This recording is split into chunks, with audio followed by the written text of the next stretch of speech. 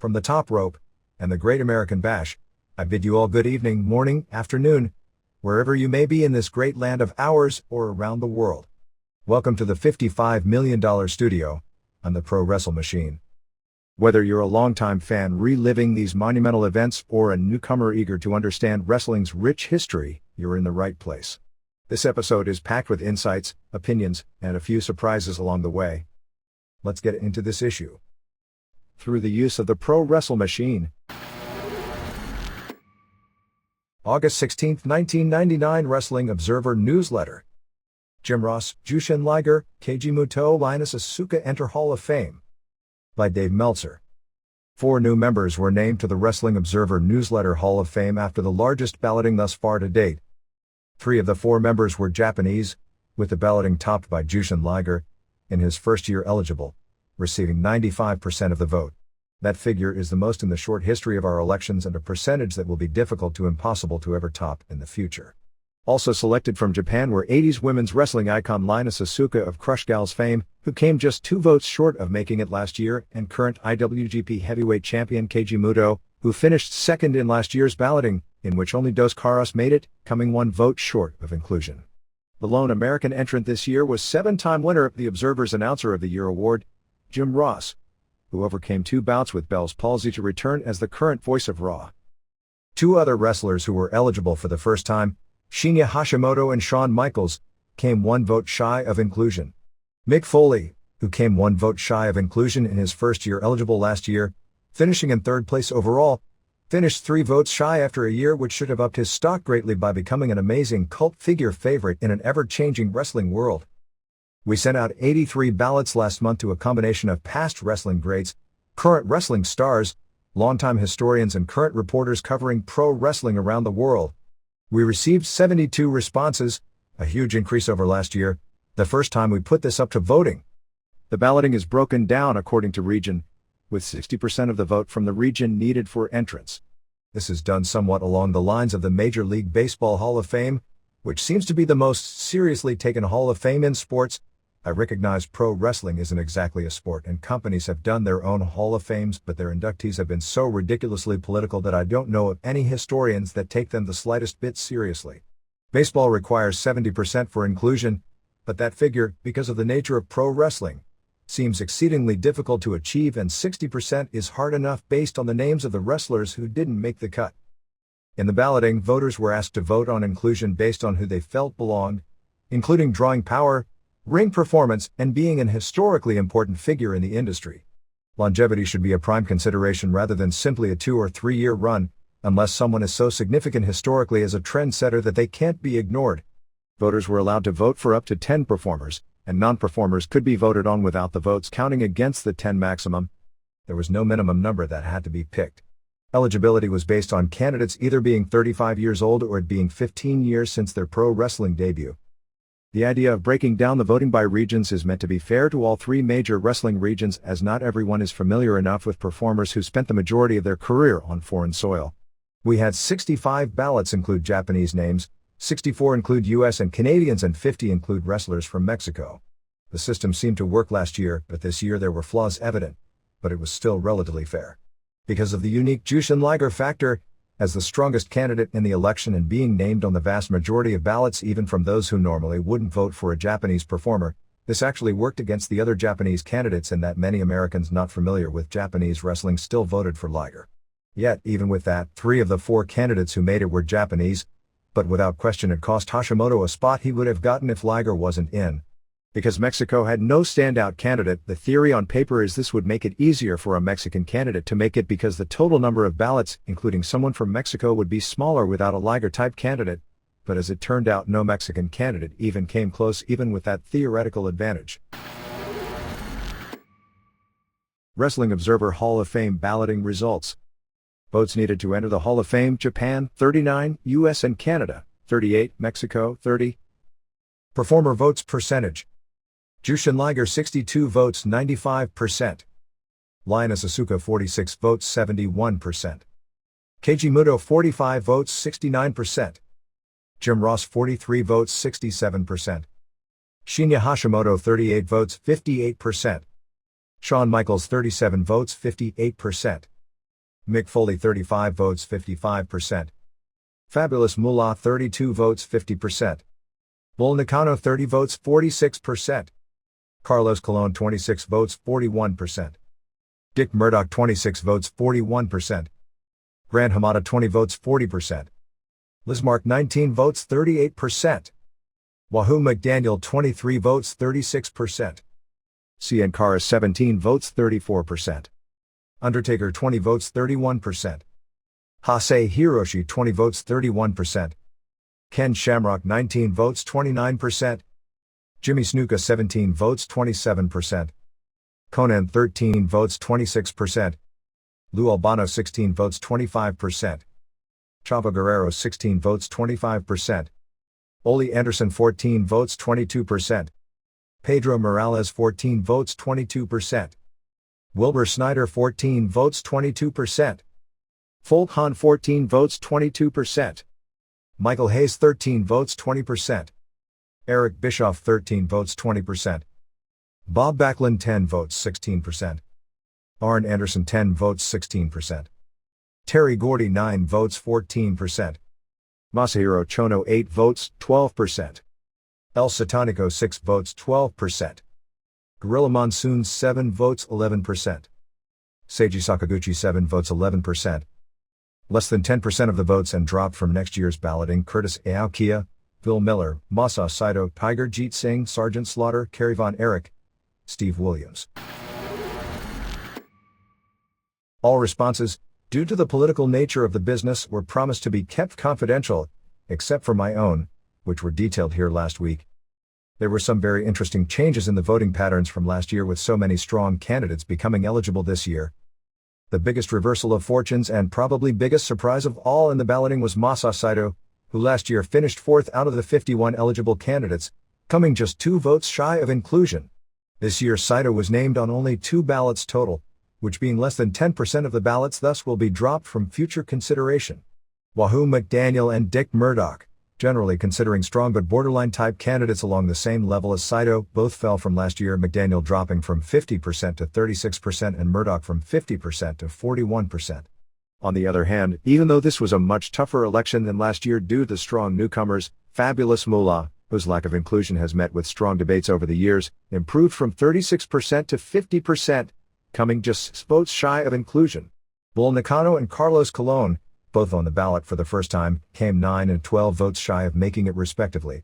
The 3 highest-rated candidates from Mexico, Gran Hamada, Lismark, and Cien Caras, all still active after careers spanning well over 2 decades, came in very close together at 40%, 38% and 34%, all roughly the same as they did last year. Both Undertaker and Hasei Hiroshi fell slightly with the influx of the new candidates, with Undertaker dropping from 39% to 31%, and Hasei from 42% to 31%. Ken Shamrock, who had the most unique credentials of all the newcomers, was named on 29% of the ballots. Besides Saito, also dropping from the list of contenders for next year were Curtis Aokia, who barely topped 10% last year, Steve Williams, who got 16% last year, along with 3 candidates that got decent support last year: Bill Miller, 25%, Sergeant Slaughter, 29%, and Kerry Von Erich, 25%. Of the new candidates besides Liger, Hashimoto and Michaels, both, as expected, were strong candidates and should be even stronger candidates for next year, and look to be the only other newcomers with a decent shot of making it in next year. Bull Nakano got strong support but appears to be considered as a borderline candidate, and her career is over in memories of the heyday of Japanese women's wrestling fades, since the current scene is nowhere close to as over, and borderline candidates don't make it. Cologne got some support but is realistically unlikely to ever get enough votes to make it for numerous reasons. Shamrock coming in at 29% shows the majority of voters weren't impressed enough by his success in real matches with Pancrase and UFC, and is unlikely ever to be a big enough star in WWF-style pro wrestling to be a Hall of Fame performer. Conan's lack of success in the US as compared with Mexico seems at this point to keep him from being considered a candidate who will make it. But the biggest surprise to me as far as the newcomers went was the weak showing of Masahiro Chono, who I figured had an outside chance this year and would someday make it, but judging from the voting, he may never be considered a strong candidate. If there was any other surprise to me, it was Eric Bischoff being named on 20% of the American ballots. Foley actually slipped a tad after having a career year, and Bischoff went up in a year in which he basically killed the reputation he'd made the previous 2 years. Jushin Liger. The man who would almost have to be on the top of any list of the greatest junior heavyweight wrestlers of all time. Born Keiichi Yamada in Hiroshima, Japan on November 10, 1964.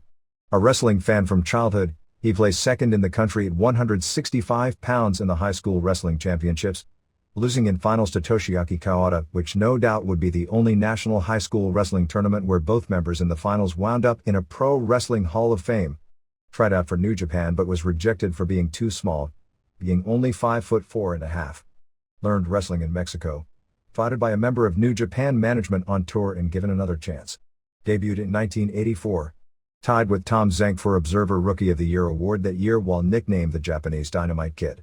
Fun to England in 1986 to 1987, holding the World Heavy Middleweight title twice as Flying Fuji Yamada, feuding with British legend Mark Rollerball Rocco, who wrestled in Japan as the original Black Tiger, then went to Calgary before returning to Japan, where he gained notice for developing the shooting star press, the hottest move in wrestling in 1987 to 1988. Given the gimmick of Jushin Thunder Liger at the first wrestling show ever at the Tokyo Dome on April 24, 1989 to become New Japan's top junior heavyweight star as a high flyer patterned after the success of Tiger Mask 7 years earlier, beating the original Tiger Mask's big rival Kuniaki Kobayashi in a match which was considered a disappointment. Won the IWGP Junior Heavyweight title for the first time 1 month later from Hasei Hiroshi in a match which was anything but a disappointment, and held the title on and off for the next decade, eventually booking the entire junior heavyweight division. While Satoru Sayama and Dynamite Kid paved the way for smaller men to become stars in Japan in the early 80s, the definition of smaller got smaller from 80s-sized junior heavyweight superstars like Dynamite Kid, Davey Boy Smith, George, Cobra Takano, Hiro Saito, Bret Hart, Hasei, Nobuhiko Takada and others, some of whom became legendary heavyweights, so Liger's rivals like Ultimo Dragon and Great Sasuke, who could never wrestle as heavyweights. Most likely had more great matches with more different opponents during the 90s of any wrestler in the world. In 1991, nearly became the only junior heavyweight in history to win the Wrestler of the Year award. Also captured the Observer's Most Outstanding Wrestler award 3 times, Best Technical Wrestler award 4 times and Best Flyer award 5 times. His January 31, 1990 match with Naoki Sano won Match of the Year, and over the course of the decade, had numerous matches in the top 10 with rivals such as Wild Pegasus, Chris Benoit, Koji Kanemoto, Shinjiro Otani, Owen Hart, Hasei, Black Tiger, Eddie Guerrero, Brian Pillman, Great Sasuke, Ultimo Dragon, and El Samurai.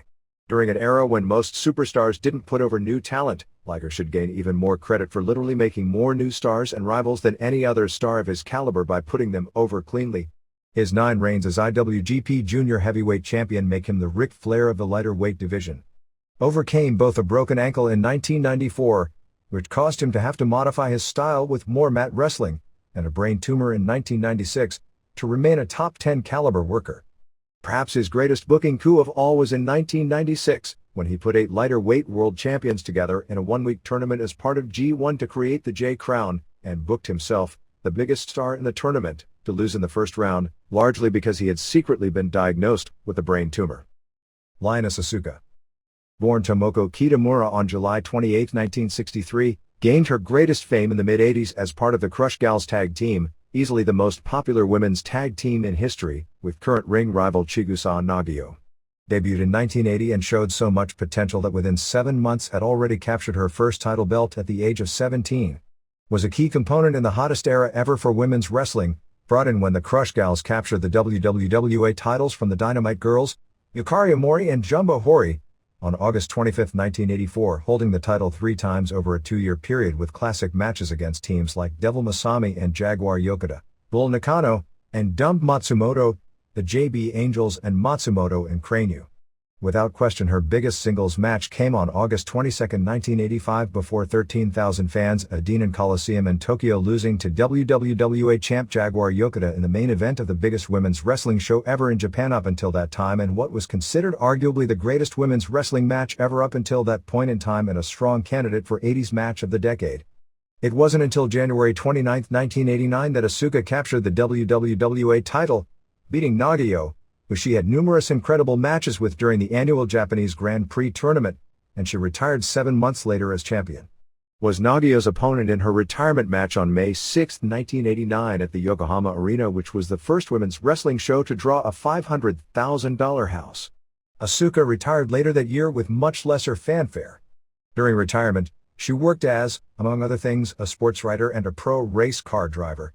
She came out of retirement in 1994 at the Tokyo Dome and has remained one of the key stars of the current era, being the biggest star in the small JD promotion and her first singles match with Nagayo in 10 years in April to start their current feud. During their short heyday, the Crush Gals were a merchandising phenomenon to the point they achieved mainstream recognition in the Wall Street Journal at a time when the American press never covered pro wrestling, with top 10 records and drawing television ratings that would make the NFL, let alone the WWF or WCW, envious.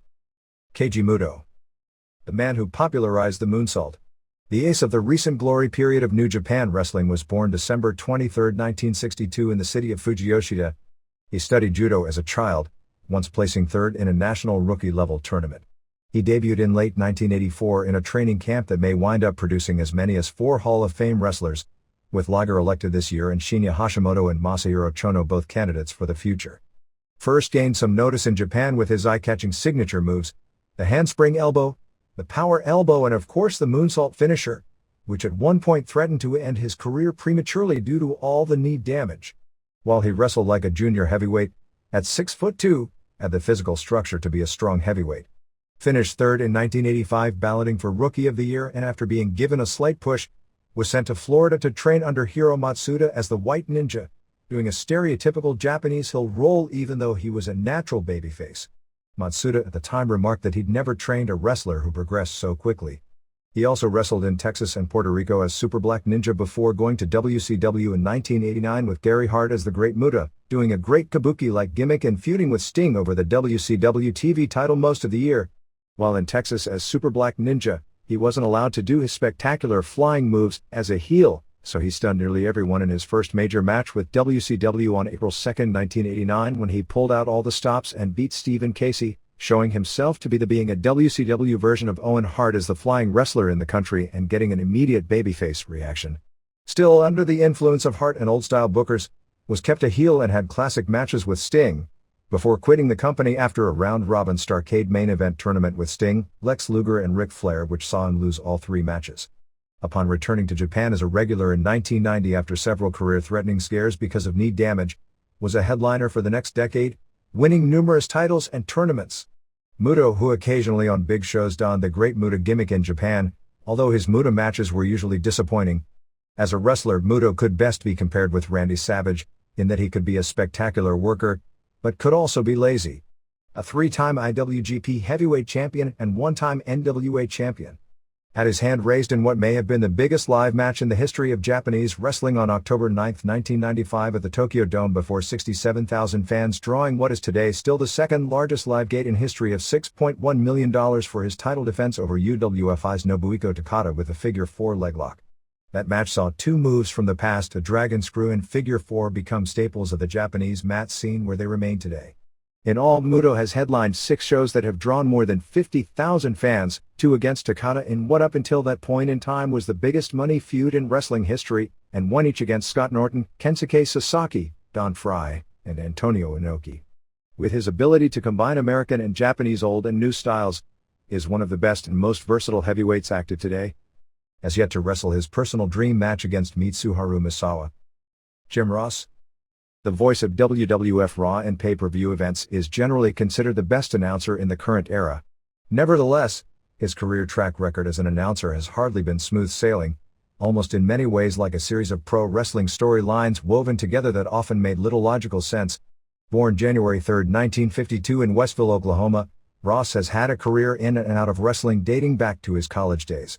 As a childhood fan of Bill Watts and Danny Hodge, the 2 biggest wrestling stars in Oklahoma, Ross' first foray into pro wrestling was working with his college fraternity to promote a spot show for Leroy McGuirk's promotion in 1972. He bounced around working for McGuirk before getting his first taste of announcing in 1980 working for McGuirk's Tri-State Wrestling promotion, which folded shortly thereafter and Watts took over the territory. He began announcing for Watts in 1984 along with working behind the scenes as a company vice president, heading its syndication department. When Watts was about to fold, Ross brokered the deal where Watts sold his company, most prominently a strong syndication network that required a lot of capital to upkeep, to Jim Crockett, and eventually joined Tony Schiavone as his co-host on the Saturday night TBS show World Championship Wrestling. Over the years, Ross and Schiavone had a notable rivalry, which got ugly at times, behind the scenes.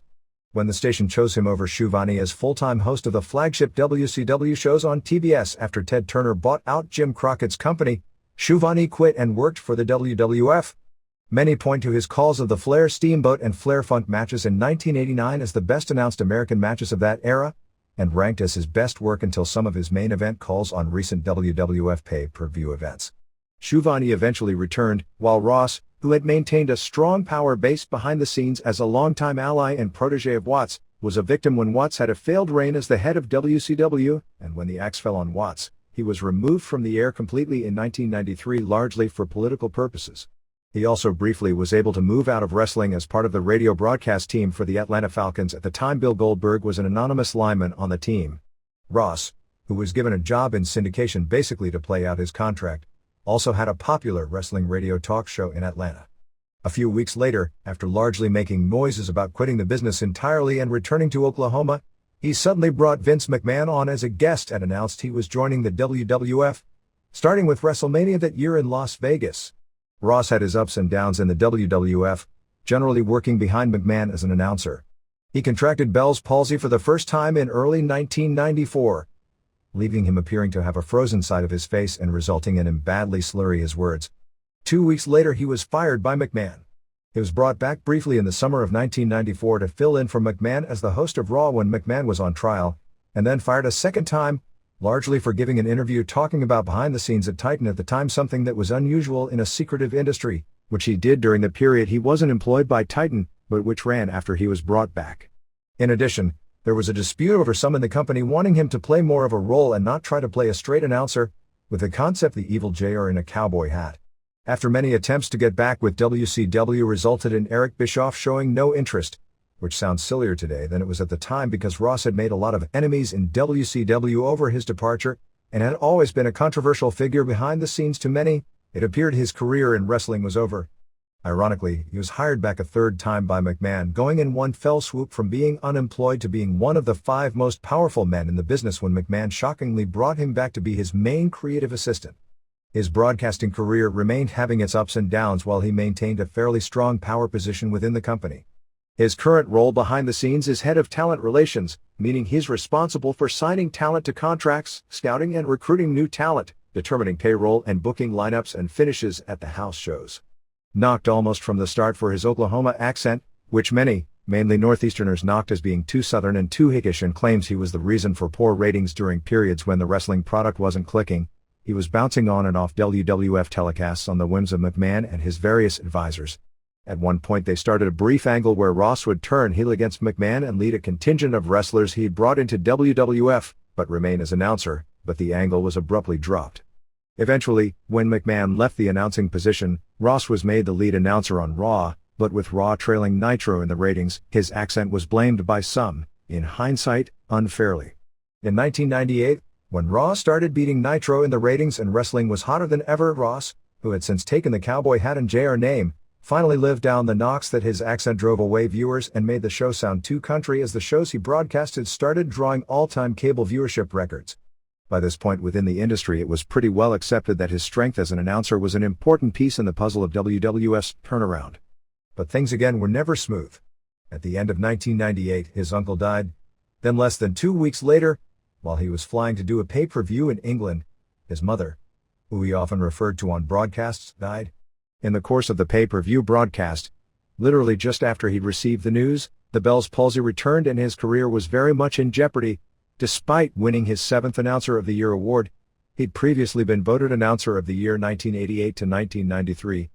After a few months, with Michael Cole hosting Raw and the ratings continuing to improve, he was brought back, at the request of Steve Austin, to call the Rock vs. Austin main event at the 1999 WrestleMania. At that point, an angle was started where he'd be portrayed as a man who had gone psycho over his affliction and over not having his job, with the idea being it would turn him heel, and if fans accept Cole as the real host of Raw and not a short-term sub for Ross, who had developed a major following as a result of the WWF's popularity explosion. The angle somewhat backfired, in that Ross managed by turn himself into a stronger face when the idea was to make him a heel, and the angle was quickly dropped without another word being said, ending with Ross back as the host of the show. We began the Observer Hall of Fame in 1996 with the following people chosen. Pero Arguello, Mexican wrestling legend of the past 3 decades. Andre the Giant, one of the 2 greatest worldwide gate attractions. Bert Asarati, English wrestler reputed to be among the legit toughest. Giant Baba, legendary as a cultural figure, wrestler, and promoter. Jim Barnett, legendary promoter in the United States and Australia. Wild Red Berry, great manager and many-time light heavyweight king. Fred Blassie, 4-time WWA champion and an all-time great heel. Nick Bockwinkel, 4-time AWA champ and tag king as well. Paul Bosch, wrestler, TV announcer and legendary promoter. Bobo Brazil, legendary Coco Butt, worldwide headliner for decades. Jack Briscoe, world champ in the early 70s after being college star. Bruiser Brody, the classic brawler of his era, murdered in 1988. Dick the Bruiser, super attraction in the Midwest for 25 years. Mildred Burke, biggest women's wrestling star ever in U.S. Abdullah the Butcher, brawler became TV icon in Japan. Canac, Mexico's top heavyweight of 70s and 80s. Negro Casas, Mexico's best in-ring performer of the 80s. Ricky Choshu, great amateur, charismatic pro, legendary booker. Jim Cornette, best manager of the 80s. The Crusher, most popular wrestler in Midwest for 20 years. Alfonso Dantes, 4-time world light heavyweight champ. Blue Demon, movie star with NWA welter belt for 5 straight years. The Destroyer, most famous non-Mexican masked wrestler of all time. Ted DiBiase, top worker of the 80s, best known as $1 Million Man. Dusek Family Riot Squad, innovators of tag wrestling in 30s and 40s. Jackie Fargo, Southern wrestling legend. Ric Flair, many if not most would say the best in-ring performer ever. Tatsumi Fujinami, arguably the best Japanese wrestler of the 80s. Dory Funk Jr., still regarded as one of the best world champs ever. Dory Funk Sr., West Texas promoter, legendary area wrestler. Terry Funk, enduring superstar, was on top for 35 years. Vern Gagne, legendary amateur, many-time world champ as pro. Cavernario Galindo, Mexico's great heel of all time, just passed away. Ed Don George, Olympic wrestler, 3-time world champ in 30s. Gorgeous George, biggest television star in the country in prime. Frank Gotch, America's historically greatest wrestling legend. Carl Gotch, legendary shooter and trained many top Japanese. Billy Graham, top WWF heel of the 70s, predecessor to Hogan. Eddie Graham, legendary promoter in Florida and famous wrestler. Rene Guajardo, 6-time NWA middleweight champion. Gory Guerrero, multi-time champ and Mexican legend. George Hockenschmidt, popularized wrestling in Europe, fell to Gotch. Stan Hansen, most popular foreign star ever to work Japan. Bret Hart, top U.S. ring technician of the 90s. Sue Hart, former Canadian amateur champ, wrestler and promoter. Bobby Heenan, arguably the greatest manager ever. Denny Hodge, perhaps the best wrestler this country ever produced. Hulk Hogan, wrestling's biggest drawing card ever. Antonio Inoki, Japan's biggest wrestling star ever. Rayo de Jalisco Sr., most charismatic of 60 stars in Mexico. Tom Jenkins, rival of Gotch and Hockenschmidt in early 1900s. Don Leo Jonathan, agile big man, one of the best ever. Fabulous Kangaroos, most famous tag team of their era. Dynamite Kid, put junior heavyweights on the map, now in wheelchair. Gene Kiniski, one of the best workers of the 60s, 3 years world champ. Fred Kohler, built Chicago into the country's hottest mat city. Killer Kowalski, legendary heel, agile big man. Ernie Ladd, NFL star who became international attraction in 70s. Dick Lane, Whoa Nelly, famous announcer for decades. Jerry Lawler, great ring psychologist, talker and drawing card. Strangler Lewis, some say the best ever. Biggest star of the 20s. Jim Londos, biggest drawing card in history before television. Salvador Luteroth, father of Mexican wrestling, promoted for 40 years. Akira Maeda, changed the face of wrestling style with submissions. Devil Masami, legendary woman wrestler, still active today. Mil Mascaras, greatest Mexican star ever on worldwide basis. Tiger Mask, Sayama put junior heavies on the map, father of Shudo.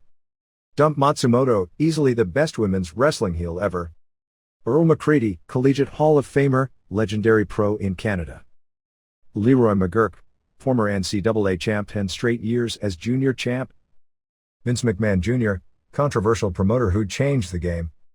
Vince McMahon Sr., dominant formula promoter for 30 years. Danny McShane, top drawing junior heavyweight ever in U.S. Ray Mendoza, biggest star of the 60s in Mexico, 6-time world champ. Mitsuharu Misawa, wrestler of the decade for the 90s. Toots Mondt, legendary shooter, promoted for 5 decades. Sam Mushnick, promoted nearly 40 years, among the best ever. Bronco Nagurski, NFL Hall of Famer who became world champ. Pat O'Connor, most famous wrestler to come from New Zealand. Kentaro Oki, Korea's all-time most famous wrestler, later a senator. Atsushi Onita, popularized garbage wrestling in Japan, great draw. Pat Patterson, great worker, booked WWF during glory period. Antonio Pena, changed Mexican wrestling with innovations. John Pesek, some say one of the toughest American wrestlers ever.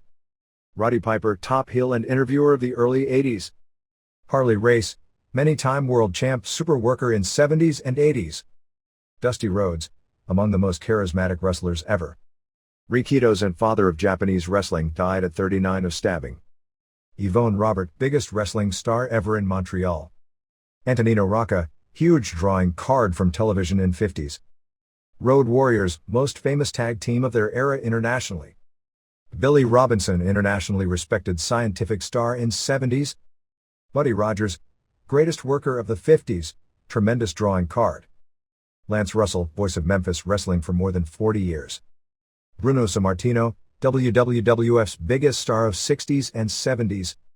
Billy Sandow, the Vince McMahon of the 20s during boom period. El Santo, the most beloved wrestler ever, Mexico's top movie star. Jackie Sato, first of the superstar Japanese women wrestlers. Randy Savage, dominant star of 80s and 90s. The Sheik, greatest heel of 70s, international rep. Hisashi Shinma, booker of New Japan, made Inoki the legend. Dara Singh, India's top wrestler of the 50s, drew huge crowds. Gordon Solie, the best pro wrestling announcer of the 70s. El Solitario, among the biggest stars of the 70s in Mexico. Ricky Steamboat, tremendous in-ring performer, linked with flair. Joe Stecker, Strangler Lewis' biggest rival, great shooter. Tony Stecker, promoter who put wrestling on the map in Minnesota. Ray Steele, top Midwest name of 30s and 40s. Ray Stevens, best in-ring performer in the game in the 60s. Nobuhiko Takada, super worker and huge draw, fought Gracie for real. Genichiro Tenryu, top sumo who became a legend, great bouts in 80s. Uthez along with Flair would be rated greatest of them all. Jumbo Tsuruta, a main eventer and super worker from his first match. Frank Tunney, longtime promoter in Toronto, very successful. Mad Dog Vachon, one of the toughest men of his size ever. Big Van Vader, best in-ring 400-pound man in wrestling history.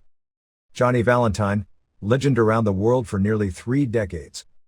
Fritz von Erich, main eventer for 25 years, promoter, controversial. Whipper Billy Watson, most popular Canadian wrestler of his era. Cowboy Bill Watts, Oklahoma's biggest star of 60s and 70s, promoter. Jaguar Yokota, first woman wrestler who was better than men. Stanislaw Sabishko, fought Gotch in 1910, came back in 20s as champ. 1997 class.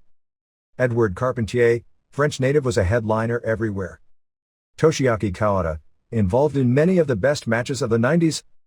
Jimmy Lennon, greatest ring announcer ever, legend in boxing as well. William Muldoon, pioneer wrestler of the 1880s, first American legend. Chigusa Nagio, most popular woman wrestler who ever lived. 1998 class. Dos Caras, connects rival as Mexico's best heavyweight in 80s. People to consider for next year: Steve Austin, Chris Benoit, Masakatsu Funaki, Owen Hart, Kira Hokuto, Boss Rutan, Jesse Ventura. So now wrestling fans can own a piece of the rock. The official announcement on August 3 that the World Wrestling Federation was going public and changing its corporate name from Titan Sports Incorporated to World Wrestling Federation Entertainment Incorporated. The name change was actually official on July 27, and technically WWFE combines three different former companies: the former Titan Sports Incorporated, the former Titan Promotions, the parent company of WWF Canada, and Stephanie Music Publishing Incorporated, has brought pro wrestling coverage to a new arena, the business section of the news media. The story drew front-page coverage in the August 4 New York Times, which followed with a feature on Vince McMahon the next day, and was considered one of the major business stories of the week. Within wrestling, there were a lot of different reactions. The belief that wrestling marks will rush to buy stock at the beginning since the WWF's success over the past year plus has been well documented, and there is a higher level of loyalty among fans to the product than ever before. Within wrestling, the idea of getting the stock at the initial offering for a quick turnaround when the price becomes artificially inflated by the run by wrestling fans, then selling it before it falls down to reality, similar to what happened with comic book fans when Marvel Comics first went public, has been common talk among employees and wrestlers within the WWF as to whether they'll be eligible for stock options, and some WWF dressing room notice when the numbers were right in front of their faces about just how little, about 12%, of the pie is actually going to the in-ring performers. But the biggest question of all is probably whether buying the stock is a good investment, given the fact that WWF is at a popularity peak and wrestling by tradition is a cyclical business.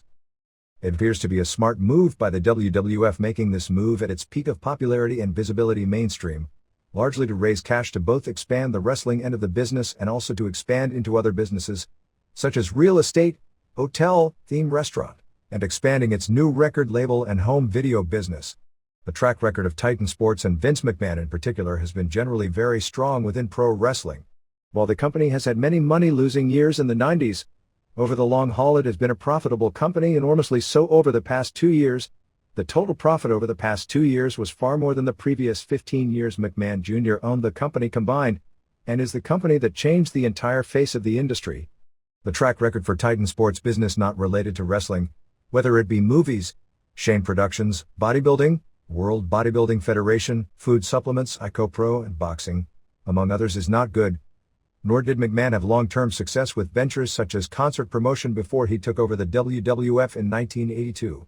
But as a brand name, for name recognition, and for respect, at least maybe not in terms of product but at least in terms of respect as a major marketing and entertainment force and the public and media perception of it as such, the WWF is stronger now than at any period in its history. At this point there are signs of the popularity leveling off, but no signs of any kind of a decline that are at least showing at this point. For the fiscal year of May 1, 1998 through April 30, 1999, the company grossed $251,474,000, nearly double the figure of $126,231,000 for the previous year and more than triple the $81,863,000 of 1996 to 1997. For 1994 to 1995 and 1995 to 1996 the figures were $87,352,000 and $85,815,000 respectively.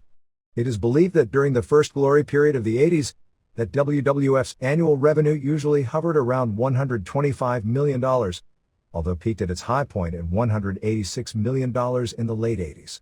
Adjusting for inflation, the past year probably would be at the level the company reached at its 80s peak. In those days pay-per-view revenue was nowhere close to what it is today because of the smaller number of homes available and only holding 2 to 4 pay-per-view events annually as opposed to 12. However, in those days Titan ran close to 1,000 house shows per year with 3 separate tours, all almost constantly on the road, as opposed to only 199 shows this past year with 1 tour averaging 4 house shows per week. Revenue from 1992 through 1997 was actually well below the 80s level. The net income, as in profit or loss, went from a $4,431,000 loss in 1994 to 1995, a $3,199,000 profit in 1995 to 1996, a $6,505,000 loss in 1996 to 1997. Which, if you look at the timing, explains that the conversation Vince McMahon had with Bret Hart in 1997 about the company being in financial duress was absolutely not a work, to a profit of $8,466,000 in 1997 to 1998, which coincides with the taking off of the Austin phenomenon, to the before income tax profit level of $56,030,000 this past year. The after-tax profit for this past fiscal year was $33,231,000. Perhaps more important to look at was that on April 30, 1999, the company's paper value was $45,727,000 in cash and cash equivalents, $28,377,000 in property and equipment value, and was owed $12,791,000 in long-term debt. On that date, the total stockholders' equity, being the 100% ownership of McMahon, was $72,260,000 and the total capitalization of the company was $85,051,000. On June 29, 1999, McMahon bonused himself $25.5 million of income that had already been taxed at the corporate level. The company also issued McMahon a $32.0 million loan for his estimated federal and state income tax for the period from May 1, 1998 through September 30, 1999. The loan, at 5% interest, is due April 10, 2000 from McMahon, which theoretically would be after the company has gone public and he's made a windfall from selling the stock. In addition, out of the 1998 to 1999 company books, the company paid an additional $2,515,000 to Vince and Linda McMahon for their new raises in annual salary that would become effective on paper when the stock goes public. Both had relatively low on-paper salaries, $250,000 per year for Vince, $190,000 per year for Linda. They would increase to base salaries of $1.0 million and $750,000 respectively, along with being entitled to matching bonuses of up to 100% of base salary if the company achieves its financial goals during the year. With the offering, Vince would be signed to a 7-year contract and Linda to a 4-year contract. If for any reason Vince or Linda leave the company, the corporation is responsible for either the unpaid salary until the end of the contract or 2 years' worth of salary, whichever figure is smaller, and non-compete clauses that would prohibit both from competing within the pro wrestling industry for 1 year after leaving the company. The contracts also entitle both executives to 4 weeks paid vacation per year. As full company owners, they benefited from regular S corporation distributions to them, basically given non-salary revenue upon request, which totaled an additional $6.5 million during the course of 1998 to 1999. It isn't clear if that figure includes McMahon's payoffs for headlining pay-per-view shows as a performer, $2.2 million in 1997 to 1998 and $2.4 million in 1996 to 1997. In layman's terms, McMahon cashed in big time last year and will even bigger with the company going public. With the company going public, WWFE would no longer be an S corporation, and thus financial distribution of this type could only take place through approval of the board of directors. After the bonus to McMahon and the loan to McMahon, the company had approximately $14.8 million of undistributed funds retained, cash flow. The company has also already signed a deal to create a themed restaurant and 600-seat theater, WWF Cafe, in Times Square at a cost of an additional $25 million. On December 12, 1997, the company borrowed $12 million. Aside from regular operating capital, this loan was timed at the same time the deal was being closed for Mike Tyson to appear at WrestleMania at a $3.5 million price tag, at 7.6% interest to be repaid over 15 years, using Titan Towers as collateral. The current outstanding principal of the loan is $11.3 million. The company also has a $10 million revolving credit account entered into on December 22, 1997. These business transactions came just as business was turning around and not during the lowest period, indicating most likely WWF had to start to balance its books and show improvement financially to get the loan, which may also explain months earlier wanting Hart's contract off the books before the business started turning around, at which point needing to dump the highest contract wasn't as necessary. The company borrowed an additional $1.6 million in July 1998. The company also has financial obligations in the terms of payments for the time slots on USA and UPN. In return, the WWF receives a percentage of the advertising revenue that for normal programming the networks would receive, and guaranteed money contracts to performers along with operating leases. The company has obligations for $41.3 million for 1999 to 2000, $35.7 million for 2000 to 2001, and $16.3 million for 2001 to 2002. The company is attempting through a stock offering to raise $172.5 million. The stock will be called Class A stock, as opposed to Class B stock, which would be retained by McMahon. The same cash value of Class B stock would carry 10 times the weight in voting shares as Class A stock, which means theoretically, if McMahon sells 50% of the company, he would still maintain 89% of the voting control and thus maintain power. The company's stock prospectus noted the company spent $10.8 million for the former Debbie Reynolds Hotel in Las Vegas and is intending to sell the property. It had also spent an additional $1.5 million related to work done on the hotel. Although WWF officials at the time it became public the property was for sale tried to position it as being too small and the company was looking to buy new property closer to the Strip in Las Vegas, the prospectus doesn't note any plans of such. The company did say it is planning on using stock options to assist in attracting and retaining key employees behind the scenes and performers in front of the cameras. Wrestling companies have gone public before. In the late 80s, a group out of Florida called Global Wrestling went public, raising more than $3 million in penny stocks, and very legal squandered he money without making any kind of a noticeable splash, and went out of business. In the mid-80s, when Bill Watts was first attempting to go national and compete with the more financially well-heeled McMahon and Jim Crockett Jr., he had talked of taking his Mid-South Sports Incorporated public to raise money for the prospective fight.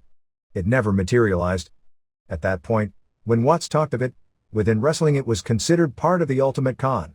The idea of hot-shotting the business, selling stock to money marks at far greater than its logical value, with the smart guys knowing the aftermath of the hot shot. Ronald Welch aka Ron Fuller reputedly made a fortune playing the game with his various Southern wrestling companies over the years before getting out of the industry entirely, has been a long-standing tradition in the wrestling industry.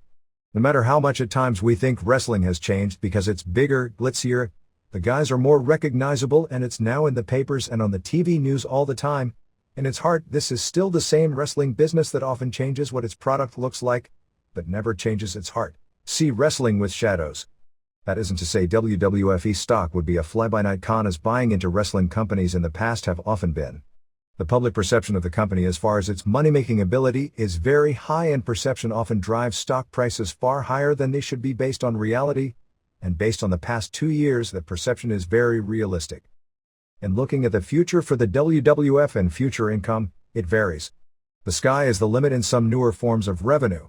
Pay-per-view income has an enormous upside if business gets hotter, although the reality is the figures are now leveling off with Titan's share of the more than $154 million total pay-per-view pie being $66 million. While WWF is still at its peak, the wrestling industry is starting to fall. WCW is in a major decline and ECW has shown no increases on pay-per-view. WWF at this point is remaining steady this year but at a significantly higher level than last year. It's hard to believe ratings for any of the individual shows are going to go much higher, although UPN should add significantly to total viewership, potential advertising revenue, and that should lead to increases in all other aspects of business for the short term. Long term, the signs of television oversaturation are already showing with the free-fall decline of WCW and the leveling off of WWF secondary shows like Heat. Adding ECW and SmackDown to the weekly lineup will theoretically at some point speed up any decline caused by oversaturation of the market. But as the top show, Raw will likely be the last show to suffer from those problems if and when a decline industry-wide comes about. Arena attendance, with the WWF playing to sell out or near sell-out business most nights, can only increase if they raise prices for tickets or start running 2 tours, which at this point there are no plans for. But internet-related business may have only scratched the surface, although even with a huge increase in internet viewership over the past year from 740,000 visitors to 1,581,000 visitors and from 13.7 million page hits to 100.0 million page hits, revenue derived from the internet only increased from $156,900 on June of 1998 to $207,000 in June of 1999. History of wrestling indicates there will be a decline, particularly with the WWF's position as a fad in a fast-moving entertainment world that goes on to the next fad quicker than ever. Rock bands for the most part come and go every year. Soap operas on television, which the WWF may be at this point more closely related to in concept than pro sports leagues, on occasion get really hot, but then cool down to reality. There are daytime soaps that survive and maintain popularity for decades, but on occasion, such as General Hospital years ago, when it became the big fad, it did not maintain its popularity even though the brand name is still around today just as the WWF, formerly WWF, brand name has been a staple in pro wrestling dating back 36 years and the promotion dating back longer than that.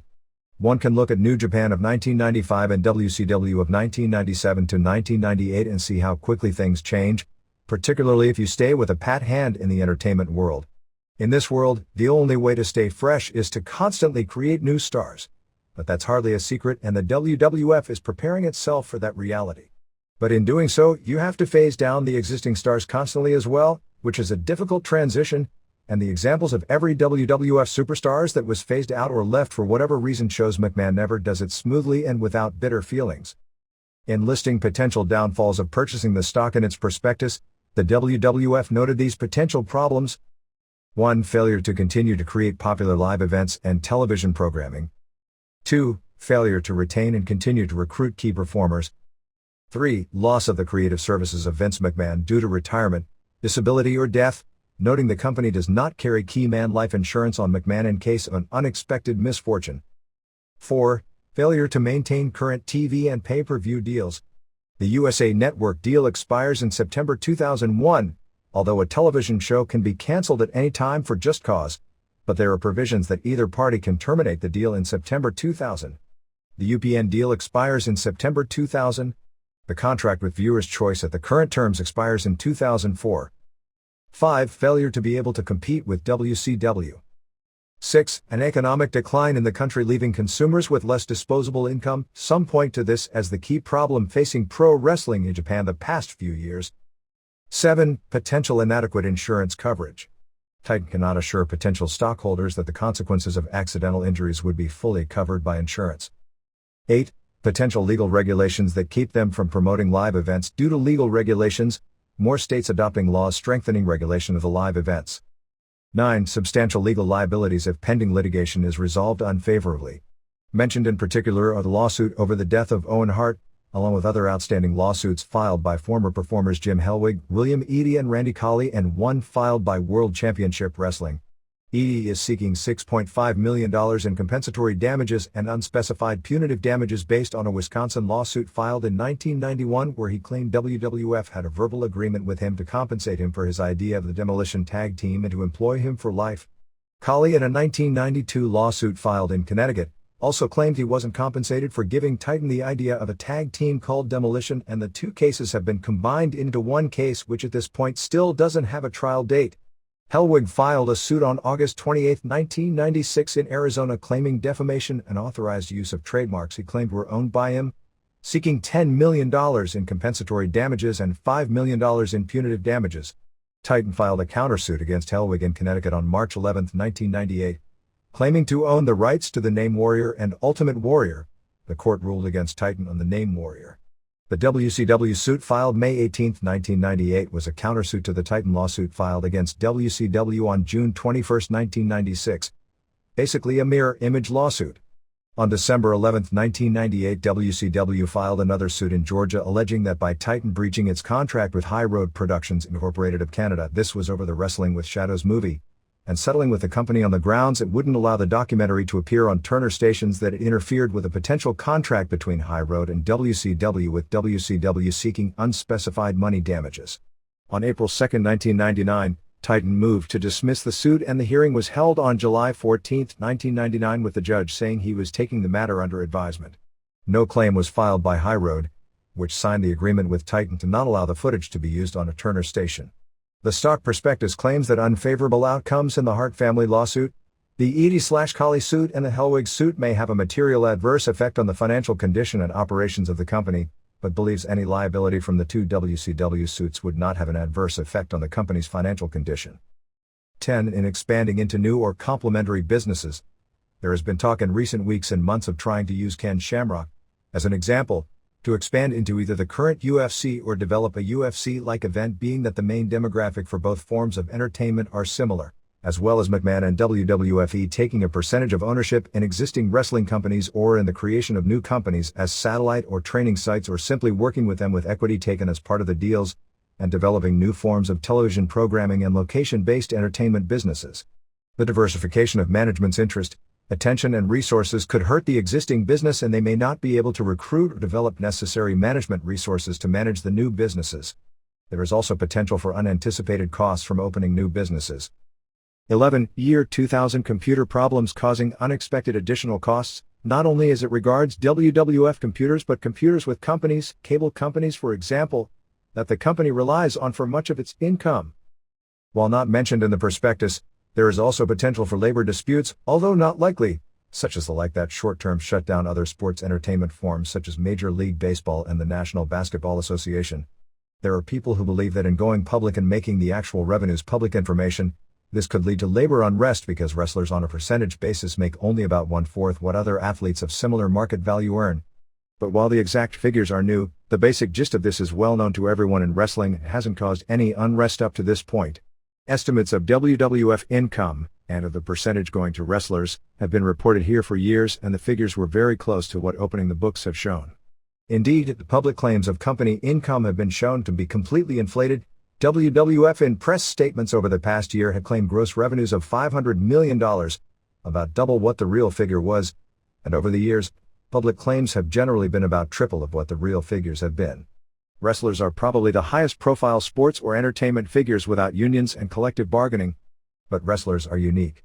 Veterans who have been through down times learning the sport making $40 per night are grateful for their incomes and fame today, and know just how fleeting it can be if a dispute arises with management. They don't have the frame of reference as the roster members of basketball and baseball teams, for example, who expect to earn millions if they achieve any level of stardom, and most, having been stars all their lives, do expect stardom and the money that goes with it. Wrestlers may also realize that there are only short windows of opportunity of attempting to unionize, one of which appears to be over, and that is, unfortunately, following a tragedy, which the public may be sympathetic with their plight. Except in the weeks after the Owen Hart death, how would wrestling fans view a potential labor dispute or stoppage? Wrestling fans, at least the rank and life, for the most part still think of things in very simple and selfish terms. There's little sympathy for the plight of men left battered because of the physical demands, and there is an assembly line churning out new blood to take their place, even as compared with sports fans in general who are selfish in similar ways about their entertainment, that haven't been as desensitized as wrestling fans have over the years because of the frequency of deaths. The wrestlers have seen for themselves countless of examples of how easily individuals can be replaced, and wrestlers have never worked together at any time in recent history for the common good of the profession. But at some point, if wrestling's marketability remains at this level, a new breed of wrestlers will emerge, like the new breed of baseball players that emerged, not growing up with the notion that they should be happy that they are lucky enough to play baseball and don't worry that they aren't getting their fair share of the big pie. Like wrestlers who started with the notion that wrestling is a job that makes $500 per week and they're very fortunate to be making $5,000 per week, without comparing it to a baseball player making $1 million per year that nobody even knows who he is and he doesn't even start on the team, and that our television ratings destroy those of baseball head-to-head. Also not mentioned in specific terms are scandal, which seem to go hand in hand with McMahon over the years. Any publicized scandal, hardly uncommon to this industry, or a major death of an active star with a spotlight shown on it, could likely cause panic selling and quickly lower the stock value, leading to a domino effect. McMahon never had to deal with this problem in the past, since he owned all the stock. His handling of most scandals has been suspect at best. He also is under tremendous pressure, similar to Paul Heyman, because of the nature of a somewhat worked public character. He can't back down from pressure because to wrestling fans that is seen as a sign of weakness, but sometimes quietly doing is the right decision for the good of the company. In 1998 to 1999, the WWF grossed $170.0 million in revenue from live events, pay-per-view and television advertising, and $81.5 million in merchandise income. So when you read claims about the WWF doing billions in merchandise income every year, you know the accuracy of that, although the total amount grossed by all WWF products sold around the world is probably $400 million, but the WWF itself only receives a percentage of those total sales. Those figures were up from $92.6 million and $33.6 million respectively in 1997 to 1998. In revenue from television and live events, the biggest factors in the increases were a 72% increase in pay-per-view revenue, a 44% increase in live event revenue, and a $17.9 million increase in sponsorship and television advertising sales. The biggest increases on the licensing side over the past year were a $17.8 million increases in licensing revenue, a $17.7 million increase in the home video revenues, a $5.1 million increase in publishing revenues, and a $3.1 million increase in direct sale merchandising revenues. Cutting into the profit margin was that the company spent $30.6 million more in producing live and television events and $28 million more in producing merchandise, all due to greater demand than ever for such merchandise, as the overall profit margin was up tremendously. The company also increased front office expenses from $26.1 million to $45.6 million during the past year due to adding 58 new full-time positions, from 218 to 276 full-time positions, largely in the home video, new media and television advertising sales forces, along with a major increase in the pay of wrestlers. Of that $45.6 million, the salaries of the wrestlers, estimated at about $30 million for the fiscal year of 1998 to 1999, are figured in. For 1997 to 1998, it is estimated total wrestlers' salaries were about $15 million, again just under 12% of the total company gross for that year. Of those granted full-time employee status, office workers and not the wrestlers, who also aren't unionized, 98 work in productions of the live shows and television shows, 46 in licensing, merchandising and product sales, and 132 in management and administration.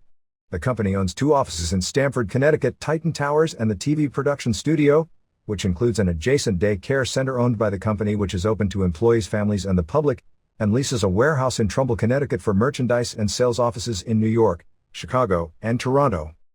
WWF has various forms of licensing procedures in 24 states for holding live events, which require a promoter's license. 21 states require performers and referees to be licensed.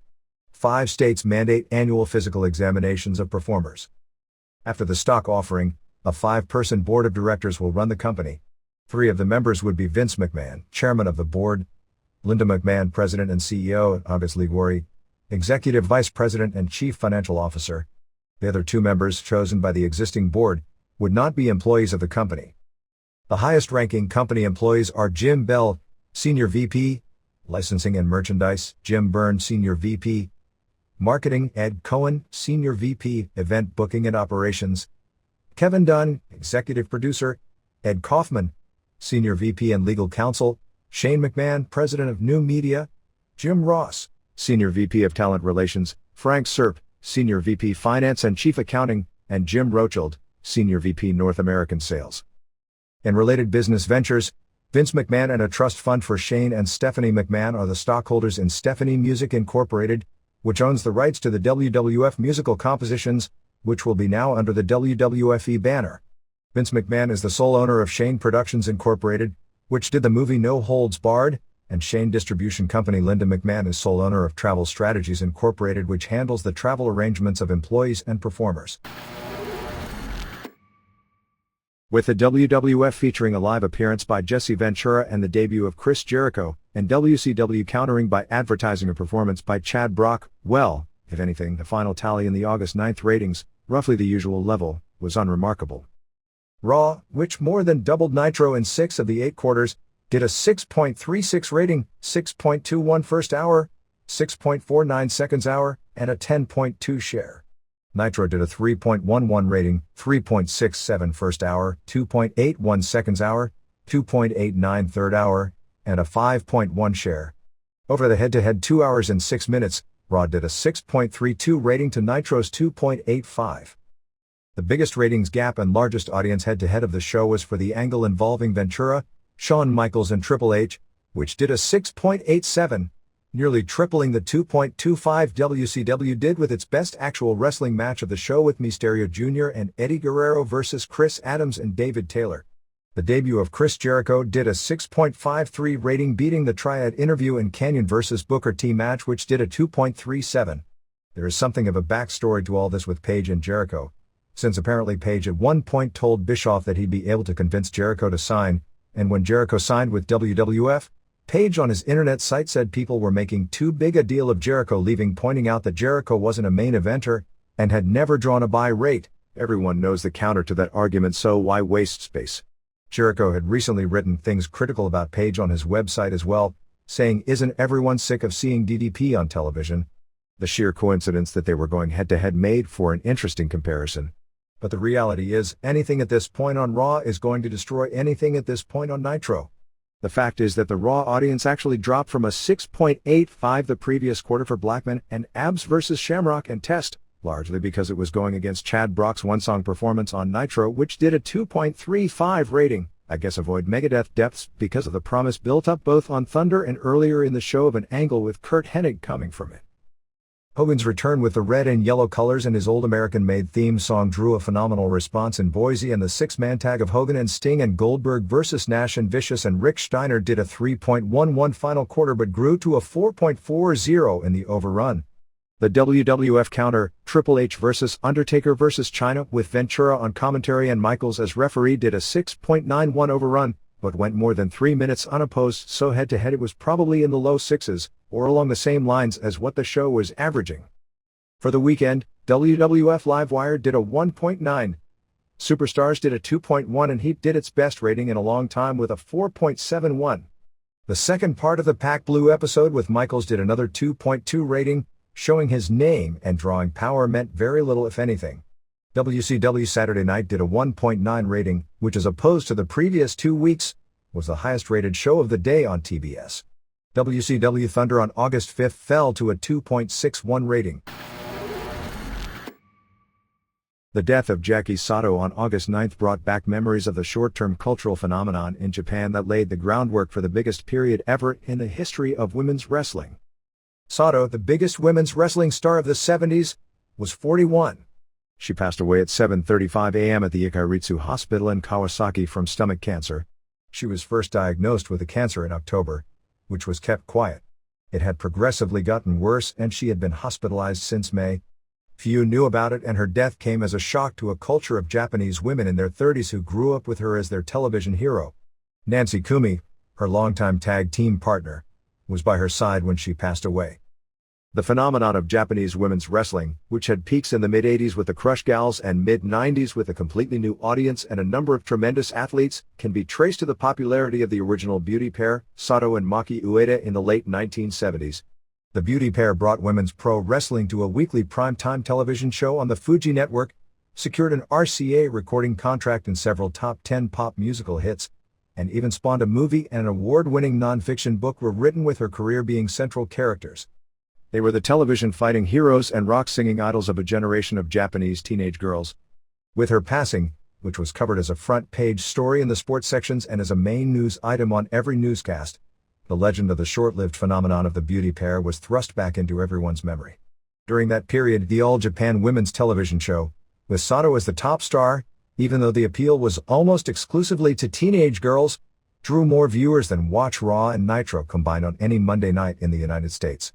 Without question, it was the popularity and charisma of Sato that led to thousands of Japanese teenagers wanting to become pro wrestlers, including virtually all the 80s stars like the Crush Gals, who were modeled and marketed after the beauty pair although were much better wrestlers, Jaguar Yokota, Devil Masami, and large hideous-looking monstrous heels like Dump Matsumoto, Crane Yu, and Bull Nakano, who were modeled after the beauty pair's dramatic heel rivals the Black Pair.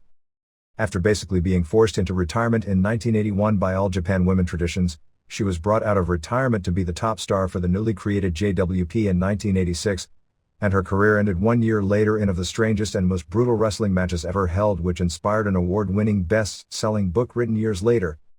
Naoko Sato was born October 30, 1957 in Yokohama, and was a high school basketball star who grew up watching the original All Japan Women wrestling stars like Aiko Kyo, Jumbo Miyamoto, Mariko Akagi, and Miyoko Hoshino. Women's wrestling in the early 70s was primitive compared with the product scene today, with the occasional good matches usually carried by veteran American wrestlers sent over on tour, a far cry from later years when the Japanese women were at times the best workers on the planet and it was the Americans on tour who more often than not looked primitive in comparison. Sato was in many ways the transition. Sato was a high school basketball star whose team went to the national finals, a far better athlete than virtually all the women in Japan who had entered pro wrestling up to that point. She began training for pro wrestling immediately after graduating high school in 1975, and after less than 2 months of training, had her debut match on April 27, 1975 at Korakuen Hall against Makiko Ueda, who had started her career 4 months earlier. Later Ueda, under the name Maki Ueda, became her most famous tag team partner and most legendary opponent. The ball started rolling in February 1976 when the Matsunaga brothers came up with the idea of cashing in on what had long been a Japanese cultural oddity of teenage female rock stars and models with very short-lived windows of celebrityhood, quickly moved aside for the next generation. Actually, they started first as a wrestling tag team, Sato being given the name Jackie, a somewhat male-sounding name which had cultural significance with her somewhat butch athletic look contrasted with the prettier Ueda. Japanese culture has also had a strange deal with teenage girls who have great admiration for athletic, powerful women as role models, and Sato was the first one who really clicked, very similar to the role Lioness Asuka played a few years later with the Crush Gals. The beauty pair immediately won the WWWA Tag Team titles from Maki Fumiake and Mariko Akagi on February 24, 1976 in Tokyo. Jackie Sato. Career title history. Source: Wrestling Title History's 3rd edition. WWE World Championship. Defeated Maki Ueda November 1, 1977 Tokyo, lost to Monster Ripper, Ronda Singh, February 27, 1979 Tokyo, defeated Monster Ripper September 13, 1979 Tokyo, lost to Monster Ripper March 15, 1980 Kawasaki, title declared vacant after Jackie Sato vs. Monster Ripper no contest August 8, 1980. Sato defeated Nancy Kumi for vacant title December 16, 1980 Tokyo, lost to Rimi Jaguar Yokota February 25, 1981 Yokohama. WWE World Tag Team. With Maki Ueda defeated Mariko Akagi and Maki Fumie February 24, 1976 Tokyo, lost to Jackie West and Yukari Lynch May 27, 1976 Kawasaki, with Maki Ueda defeated Jackie West and Cheryl Day for vacant title July 17, 1976 Tokyo. Title held up after match against Yumi Aikishida and Shinobu Aso March 18, 1977 Kawasaki, and Aikishida and Aso won rematch for title April 11, 1977 Hiroshima, with Nancy Kumi defeated Yumi Aikishida and Shinobu Aso July 27, 1977 Tokyo. Titles vacated November 1, 1977. The superstardom period can be traced to the Beauty Pair's debut as singers in October of that year. The Beauty Pair had numerous hits in Japan, the biggest being Kakemaguru Seishun, Around and Around on Youth, which sold more than 800,000 copies, a phenomenal figure for a Japanese song in that era. By February of 1977, their superstardom among teenage girls was such that the Fuji Network signed All Japan Women to a weekly primetime television show, generally composed of 3 wrestling matches, usually headlined by the Beauty Pair, and 2 songs between matches. The songs were actually more popular and got a better reaction with the shrieking girls in the crowd than the wrestling itself. Yumi Aikishida and Shinobu Aso were put together as their heel rivals, the Black Pair. Television ratings grew every week with the feud between the 2 teams, and the Beauty Pair were soon all over the Japanese mainstream media and on every magazine cover aimed at teenage girls, and for about a 2-year period, virtually every All Japan Women Pro Wrestling event was sold out. The Matsunaga brothers made the decision over the summer to break up the original The Beauty Pair to build up an Ultimate Dream match with Ueda vs. Sato for the first women's pro wrestling show ever at Budokan Hall. Sato was put together with Kumi as the new Beauty Pair, and they captured the WWA tag titles from the Black Pair on July 29, 1977 in Tokyo on the same show where Ueda won the WWA singles title from Mariko Akagi. The big match, promoted at the time as a women's version of a Giant Baba vs. Antonio Inoki dream match that fans never believed they would see, took place on November 1, 1977 before 13,000 fans at Budokan Hall, setting a Japanese women's attendance record that lasted until the Lioness Asuka vs. Jaguar Yokota match 8 years later. With primetime network coverage, it was no doubt the most watched and most famous women's pro wrestling match up to that point in history. Mildred Burke, the legendary American wrestler of the 40s and 50s, was brought in as a special judge, and after the 2 men battled for 1 hour, Burke awarded the decision and the title to Sato. Her second Budokan Hall main event was a 1-hour draw, keeping the title against Aikishida. This built to her biggest career match, a loser must retire match with Ueda, her rival as the biggest women's wrestling star of the era, in February 1979 at Budokan Hall, which she won. At that point, huge Canadian Ronda Singh was packaged as the ultimate foreign monster heel, Monster Ripper, and began a new feud with Sato, which was the headline event for the promotion, but the real boom by this time had already passed. Sato was by no means a great worker, as the girls who grew up idolizing her and following her turned out to be, but she may have been historically even more important, because her popularity brought women's wrestling to its first major peak period and to prime-time network television, which made it something of a national institution. She was in the original Wrestling Observer Hall of Fame class in 1996.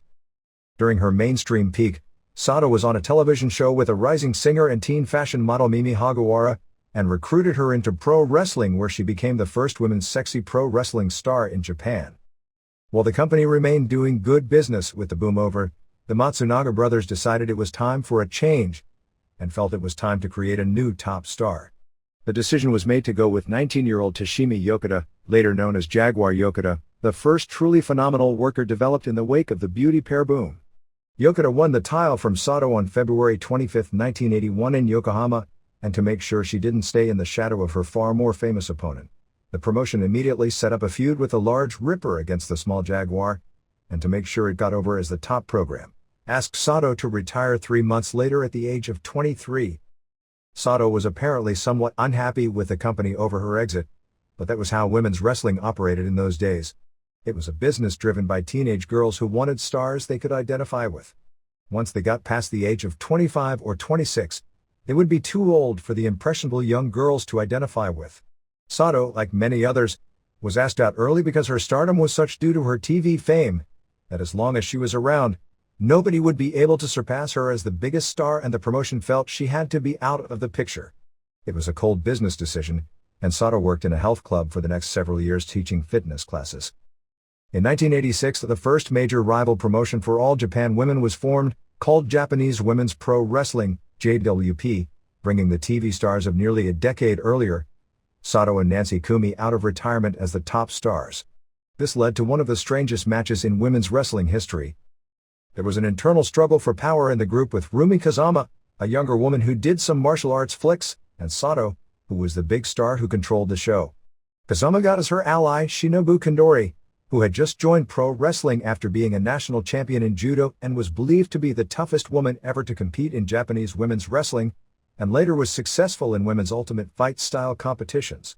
A singles match was held in July 1987, and Kandori, on advice from Kazama, was talked into shooting, and she gave Sato a horrific beating in the ring, leaving her with huge bruises and black eyes. This was unheard of in women's pro wrestling, and after the beating, Sato never wrestled again and quickly left the company. Kandori herself was banished by company management for a short while as well, but eventually was brought back.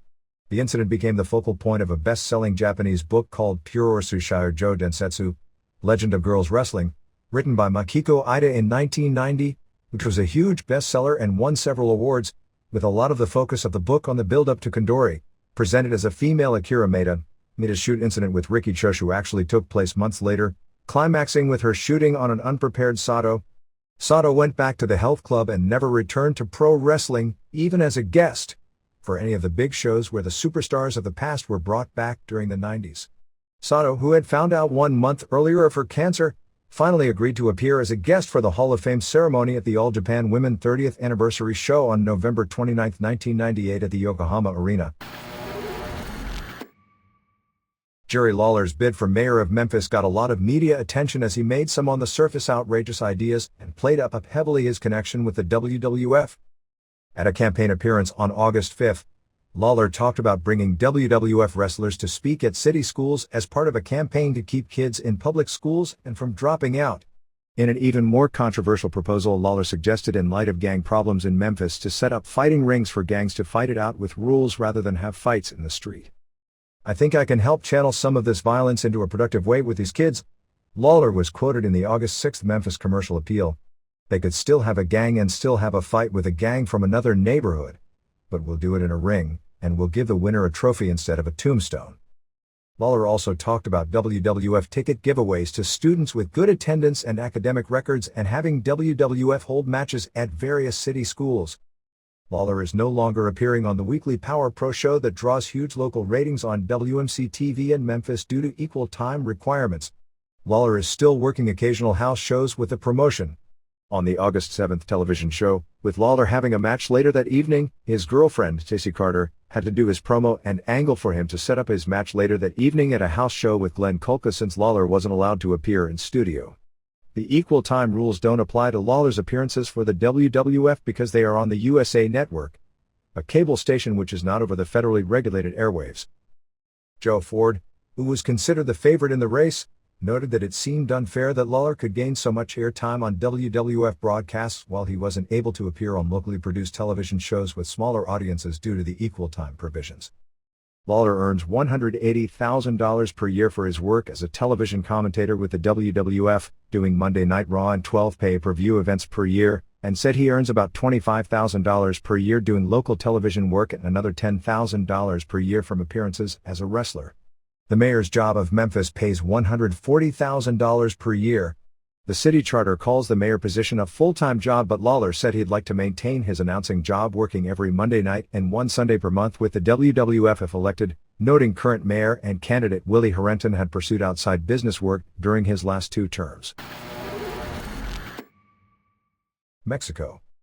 El Gigante Silva returned for the August 6 Arena Mexico main event, teaming with El Hijo del Santo and Brazo de Plata in the main event of a 3-on-4, beating Los Boricuas, Pierroth Jr. and Ricky Santana and Fuerza Guerrera, who teamed with Shocker in a one-fall main event. The IWRG Mr. Niebla attacked Silva, and that followed with a run-in from El Sindicato de la Mafia, Cien Cars and Apollo Dantes and Kurgan, with a piece of pedal, and attacked both teams. Brazo de Plata, who was like 5'4" and weigh over 300 pounds, did a tope which got the biggest pop. El Sindicato beat Emilio Charles Jr. and Lismark Tarzan Boy in a match described as a total disaster. Main for August 13 at Arena Mexico is Silva and Negro Casas and Charles Jr. vs. Scorpio Jr. and Mascara Ano 2000 and Universo 2000. Brand Marcus Jr. lost his hair that we talked about a few weeks back in a match where Atlantis put up his mask back on July 19 in Puebla. As it turned out, in that loser loses hair or mask cage match in Monterrey actually was lost by Sanguinario. However, he only got 2 hair strands cut about a quarter inch, so he had all his hair basically the next week, which is where all the confusion came in. They're getting like US, where they advertise a stip without caring about the consequences about following through, and when the wrestlers hear about people getting away with not honoring the hair stips, they do the jobs and just leave without getting the hair cut, burning business in those cities for the future. Atlantis kept the CMLL light heavyweight title, beating Villano Tercero via DQ in the main event, which sold out Arena Coliseo on August 3. The DF Commission will be holding an awards dinner on September 1. Black Warrior, who left Michinoku Pro and was said to have been injured and is supposed to still be on the tour, returned this week showing no signs of any injury. Latin Lover won the Champion of Champions title from Cibernetico on July 30 in Tijuana, but that'll likely be short-lived since he's putting the title up against Cibernetico's Mask in a rematch on August 13. Rayo de Jalisco Jr. looks to be returning to action in October after his severe neck injuries. Los Vipers were split into 2 groups. Los Extremists are Abismo Negro, Electroshock, Pentagon, and El Cuervo. La Prima Clase are Cibernetico, AAA Psicosis, Maniaco, AAA Mosco de la Merced, and Hysteria. All Japan. About the only news is that Stan Hansen, recognizing his career is just about finished, has talked with friends about getting into football coaching. It was announced that after winning the double World Tag Team belts, that Takao Mori and Yoshihiro Takayama will be vacating the All-Asian Tag Team titles, which are traditionally a mid-card tag team belt. After the next tour, they'll have a one-day Japanese-only show on September 18 at Korakuen Hall, and they also have a one-day Japan-only show August 15 in Manase. The Mitsuharu Misawa vs. Toshiaki Kawada match from Budokan Hall, which aired on August 1, drew a 3.2 rating. The number was down because the show aired about 90 minutes later, starting at 2:25 a.m. on Sunday than usual. New Japan. Due to being unable to book any WCW talent for the Jingu Stadium show, New Japan this past week reopened negotiations to bring Nobuhiko Takada back and announced on August 9 a match with Takada vs. Kensuke Sasaki. However, after Takada's weak showings in Vale Tudo matches the past few years, his pro wrestling shooter rep took a pounding, and this isn't the same Takada in fans' eyes who led New Japan to record grosses in 1995 to 1996. Takada Sasaki on paper also looks to be a style clash. Either way, tickets for the show headlined by Great Muta vs. Great Nita are said to be disappointing. Not only is the undercard weak, but Tokyo fans see the Tokyo Dome as a can't-miss event, but Jingu Stadium isn't as big as the Tokyo Dome, so this is seen as a secondary big show, especially with it suggested strongly that the Hashimoto vs. Ogawa match will take place on October 11 at the Tokyo Dome, and a 50,000-seat stadium isn't where you book what fans perceive as a secondary event in your market. They also added Tatsumi Fujinami and Shiro Koshinaka vs. Hiroyoshi Tenzan and Satoshi Kojima to the lineup. It was also announced that Bill Goldberg would debut for New Japan on the January 4 Tokyo Dome show. Photos of New Japan officials Riki Choshu, Masa Saito and Fujinami with Eric Bischoff and Goldberg were all over the Japanese wrestling magazines this week. They also showed them in Los Angeles with Fujinami, Antonio Inoki and Seiji Sakaguchi together, and showed Inoki in dress clothes and tie trading holds on the mat with UFC fighter Alan Goes, and showed Choshu with a power plant guy whose name I'm not sure of that they may bring to Japan to train. Fujinami did announce that Kimo would be starting with New Japan but didn't give a start date. The G1 Climax tournament opened before an overflow crowd of 6,700 at Osaka Furitsu Gym on August 10. Results from the first night saw Manabu Nakanishi over Kazuo Yamazaki with the torture rack in 6:43. This was the first time Nakanishi had ever won a match in the G1 tournament. Hashimoto pinned Tenzan with the implant DDT in 1324. Koshinaka pinned Masahiro Chono with a powerbomb in 1305. Yuji Nagata pinned Satoshi Kojima after a back suplex in 1951. Sasaki pinned Tadao Yasuda with the Northern Lights bomb in 728, and Fujinami beat Keiji Mutoh with a knee-lock submission in 1736. On the first night, ring announcer Hideki Tanaka announced that next year they would hold the G1 Climax tournament as a tour going to Osaka, Nagoya, Fukuoka, and Tokyo, as opposed to the tradition of holding it several straight nights at Sumo Hall. They are doing an angle to decide a special referee for the Mutoh vs. Nita match, with the ones possible being Choshu, who is expected to be picked to shoot an angle in the match to lead to Choshu vs. Onita on January 4th at the Dome. Former wrestler Kotetsu Yamamoto, regular New Japan ref Masao Hattori, War ref Hiroyuki Uno, and Michinoku ref Ted Tanabe. Prelim wrestler Yutaka Yoshi will be leaving on August 30th until December to work for Otto Wanz in Austria and Germany. Chono got a huge pop on August 7th as part of the Beautiful Monsters Tour 1999 show outdoors at Mount Fuji before 5,000 fans. Marilyn Manson was the headline act, but the second from the top was Megadeth, who played the song Crush 'Em, the new Goldberg theme music, and as like on Nitro last month, when the song ended, Chono and Akira appeared on stage. The place chanted for Chono, who posed and shook hands. After Jingu Stadium, the next tour will be the Tag Team Tournament from September 10th to September 23rd. The name has been changed from SG Tag League to G1 Tag League. The biggest shows are September 13th in Niigata, September 15th in Kawasaki, September 16th in Sendai, September 18th at Nagoya Aichi Gym, September 22nd in Maebashi, with the finals on September 23rd at Budokan Hall.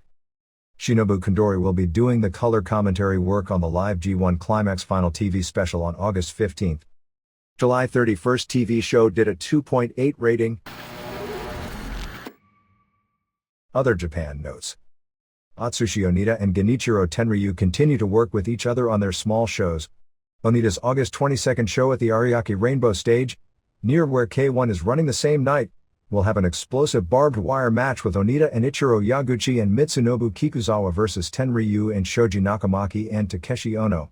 Tenryu is running a war show on September 7th at Korakuen Hall with the first ever explosive barbed wire match in the promotion's history, with Tenryu and a mystery partner against Onita and Nobutaka Araya, plus they'll be using LLPW and Osaka Pro wrestlers on the undercard. Former pro wrestler Kenichi Yamamoto, who did many shoot matches with rings before retiring a few months back, now wants to come out of retirement for Vale Tudo matches. Satoru Sayama's Seikendo promotion has the Ariake Coliseum booked on October 3rd and is trying to book three-time Olympic Greco-Roman gold medalist Alexander Karelin from the Soviet Union for the show.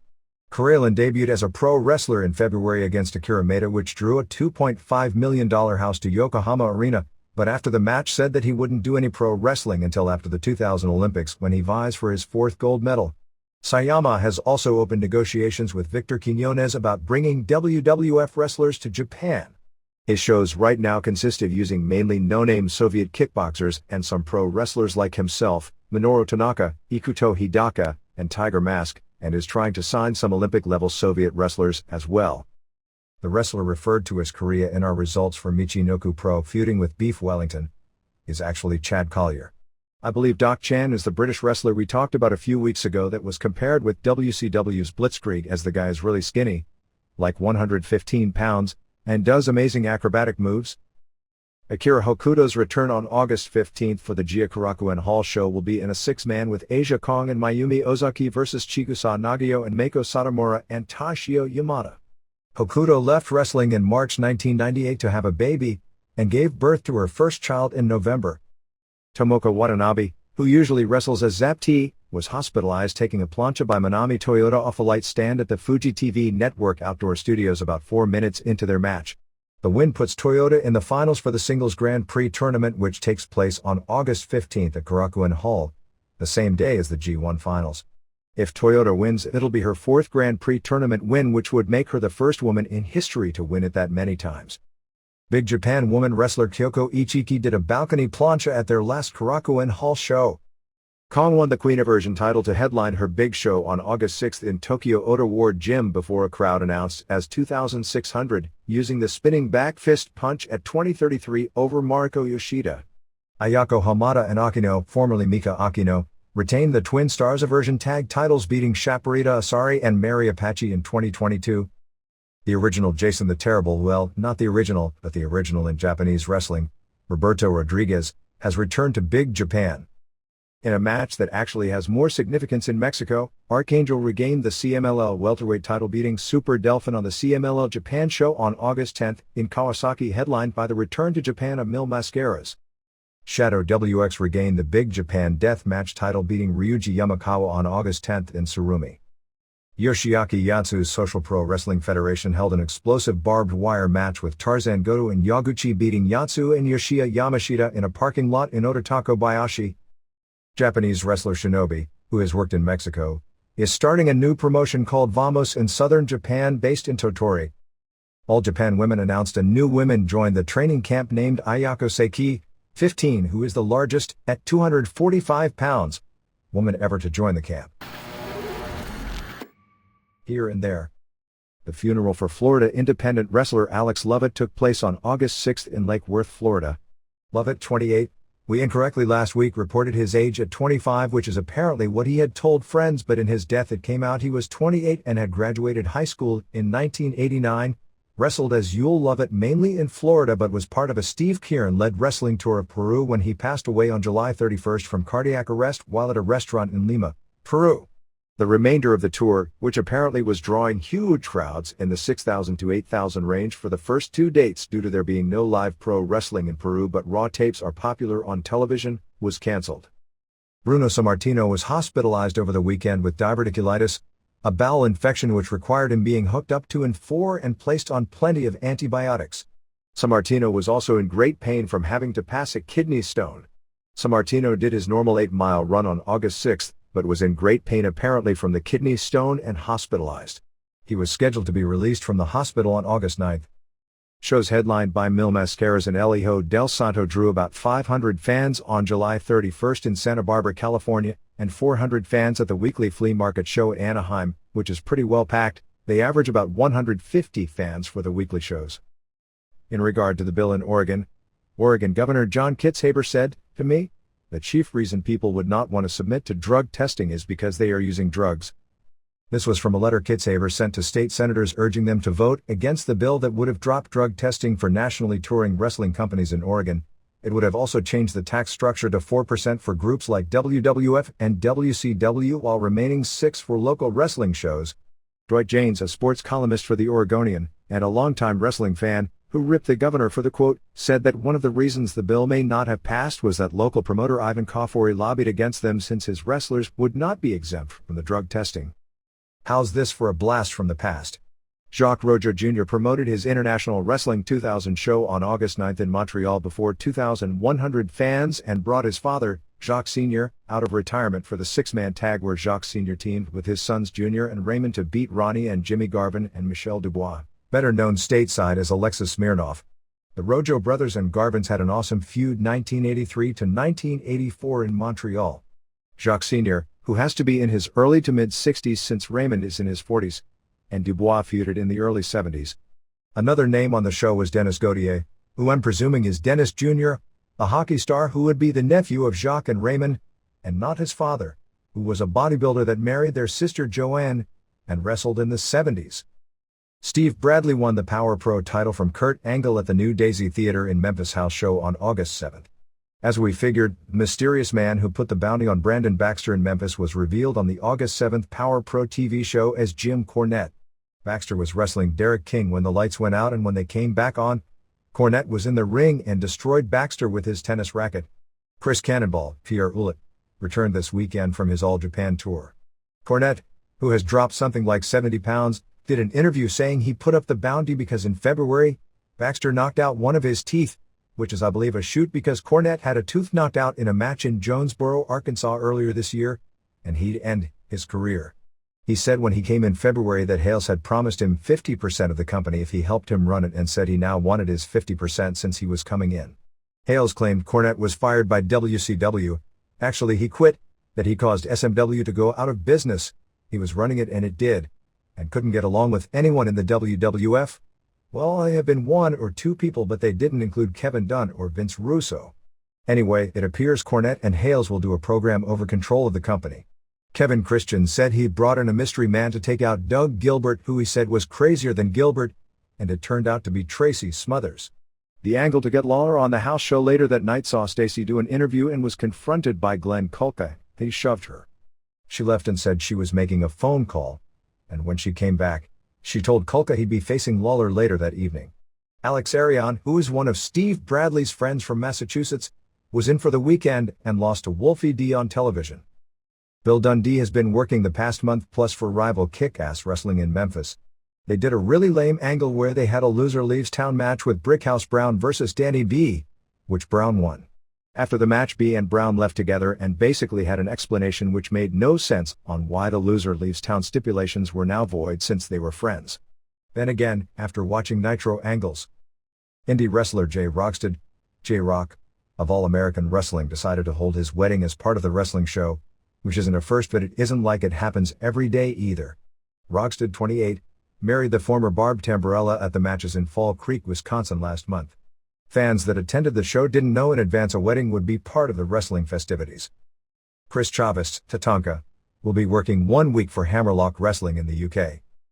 Andre Verdun, who you may remember as the 17-year-old high school student in Ventura, California who got a lot of television exposure, most notably on 2020, for doing hardcore backyard matches with barbed wire bats, jumping off roofs and all the other things learned from emulating Mick Foley, ECW and Japanese garbage tapes, signed a video deal with Dead Alive Productions to produce 8 backyard videos under the name Real Wrestling Federation. The story was front page news. Isn't it amazing how so much of wrestling has become front page news? In the Thousand Oaks Star, Verdun agreed to provide the company with 36 hours of footage by 2002 for marketing 9 4-hour-long videos. The E! Channel will be doing a backyard wrestling special shortly focusing on Verdun. According to the contract, Verdun will get $2 for every video sold after the first 500 are sold, and get 30% of the net if the matches ever air on pay-per-view. Stop laughing. The NBC Secrets of Pro Wrestling special airs for the first time in the UK on August 20th OPN Sky 1. Speaking of newspapers, Steve Yohei just sent me some clips from 193,738 from the St. Louis Post-Dispatch about the time Luthez captured his first world title, and there was a ton of newspaper coverage of wrestling. It was really interesting how it was written, because wrestling was very popular in St. Louis in those days, and the newspaper stories made it clear virtually all of wrestling was worked. In a 1937 article, Strangler Lewis himself said the public had long ago tired of real wrestling contests, and said he believed the only people interested in real matches were those who either had a bet on the outcome or the participants themselves. He noted his own 5-hour match with Joe Stecker, which was a disaster at the time but eventually became legendary, saying you can't expect the public, which pays money to see results, approve of that short of a show. It talked of Lewis as a pioneer of the mad actors, but the local columnist wrote an article saying Lewis was a better wrestler than Frank Gotch, generally at the time considered the best American wrestler ever. This is where the arguments get weird. The story noted Gotch was beatable, noting his loss to Fred Beal, which was almost certainly a work program defeat, as the finish saw Gotch hit his head on the post and get counted out, and called George Hockenschmidt, the man Gotch beat twice, to make his rep, as being old and overconfident and with a bad knee. It claimed Lewis made his rep against better wrestlers like Stecker, Earl Caddick and Stan Sigourney-Weirwisk's Stanislaw Sabishko. Then, mixing work with real, noted his defeats in the ring when he lost the title were works, but his wins were as well, which wasn't noted. Anyway, in more strange stuff, Gotch's former trainer J.C. Marsh responded to the claim Lewis was better than Gotch, claiming Lewis was the most overrated wrestler in the history of American wrestling. Marsh, it should be noted, had a vendetta against Lewis, because in the 20s, he managed Martin Plestina, a tough Yugoslavian who challenged Lewis to title matches which always went unanswered. Since Plestina wasn't part of the promotion, they'd be what are called grandstand challenges today. At one point, Lewis was offered as much as $25,000, which was huge money in those days, although Lewis made a fortune in his prime as both a wrestler and part of the first national wrestling promotion, to face Plestina by a third party. The reporter in St. Louis noted in those days, $25,000 was chicken feed to Lewis and Plestina was dangerous, so why should Billy Sandow, the promoter, fifth the match for Lewis? Supposedly Lewis, according to history, which isn't always accurate, Lewis, who was always supremely confident in his ability in a shoot, wanted to accept this match to shut up the grandstanders, but Sandow refused to risk the title in a match with an outsider because there was so much to lose and almost nothing to gain. Eventually, years later, as these things happened, Plestina, who never got the match, was tamed, joined the promotion, the big grudge match was set up and Lewis won the worked match. Marsh, in his letter, noted they spent 10 years trying to get a match with Lewis until Plestina joined the trust and everyone knew the matches they had were exhibitions. He said Lewis could have never beaten Plestina in a real match, and having worked out with both men hundreds of times, that Gotch would have beaten Plestina in no time. Then Marsh confused works and shoots, noting that Gotch beat Zbyszko in Zbyszko's prime, in what was probably a worked match since it was set up by a handicap match to set up the title match, and years later, when Zbyszko was an old man, he won the title from Lewis, which was definitely a worked match, claiming that proved Gotch would have had no trouble with Lewis. What do they say about the more things change? Florida Championship Wrestling on August 13th at Tamiami Park in Miami and August 21st in at the Big Cypress Seminole Indian Reservation. Green Mountain Wrestling on September 12th in Linden Center, Connecticut at the Northeast Kingdom Sports and Rec Show. MMA. In a clarification over what was reported here last week regarding John Peretti, it is not technically a contract dispute with Semaphore Entertainment Group, but that Peretti's contract with the company has expired and at this point they haven't signed a new deal. Because of that, there is virtually nothing new to report on the next show or for future events. Bob Merowitz and Semaphore Entertainment Group have yet to request a hearing in Nevada, so there is no date on the schedule for that all-important hearing. The Nevada Commission is going to be the busiest it has been in years, with several major boxing events between now and the end of the year. For UFC to have a show in December in Las Vegas, it would have to be approved by early September at the latest. Nevada was expecting to have the hearing by mid-August. Mark Ratner, who heads the Boxing Commission but doesn't have a vote, said he believes that Canada allowing UFC to do a live event will help the chances of the show's approval in Nevada. Merowitz has been busy launching his AYATA Internet Audio Network. Merowitz released a statement on August 6, saying he looks forward to the hearing in Nevada and to hopefully a positive resolution, but stated, regardless of the timing or outcome of the hearing, the UFC is healthy and will continue to produce, promote and broadcast events. Furthermore, in the near future, we will be making some important announcements. There also has been virtually no talk of the planned September 12th BSE Pride 7 event from Yokohama Arena, but with Nobuhiko Takada out of the picture going back to pro wrestling, and Naoya Ogawa injured, they have no drawing cards for such a large arena show. There were rumors out of Brazil of a Vitor Belfort vs Kazushi Sakuraba rematch, but that doesn't make sense on many levels, since Belfort looked so bad in the first match that there is no clamor in Japan to see him again, and he is a dangerous enough puncher that he could, if he connects, beat anyone, so there is still danger for Sakuraba even though he handled him easily after the second minute and probably would again if he survived the initial onslaught. Frank Shamrock will be appearing as the toughest fighter in a prison in an episode of Walker, Texas Ranger, which starts filming on September 28th, or only 4 days after the match with Tito Ortiz is scheduled. For the September 18th Pancrase pay-per-view show in Japan, they announced a Vale Tudo match with Akira Shoji, who recently beat Guy Mezger via split decision on Pride, facing Ryushi Yanagisawa. Masakatsu Funaki will also do a Vale Tudo match on the show. No opponent has been confirmed at this point. They are talking about doing Sanae Kikuta, who they think may be the next star in this promotion, in a Vale Tudo match against Minoru Suzuki. Pancrase is struggling to put together a show and in business in general, but there was enthusiasm because apparently the Neo Blood tournament on August 1st got great reviews. There has been no talk at all regarding the prospective debut of UFC Japan on September 23rd, so I'd guess that's been delayed. K1 announced a triple main event for August 22nd at Tokyo Ariake Coliseum with Andy Hug vs Maurice Smith, Masaki Sadake vs Gary Goodridge, and Mike Bernardo vs Ronnie Sefo.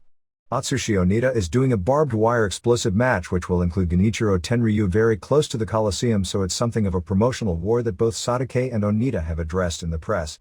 Rest assured, Onita's drawing power against Tenryu is no match for K1. Goodridge, a big name in the MMA world, although he's one of the few who hasn't done it yet.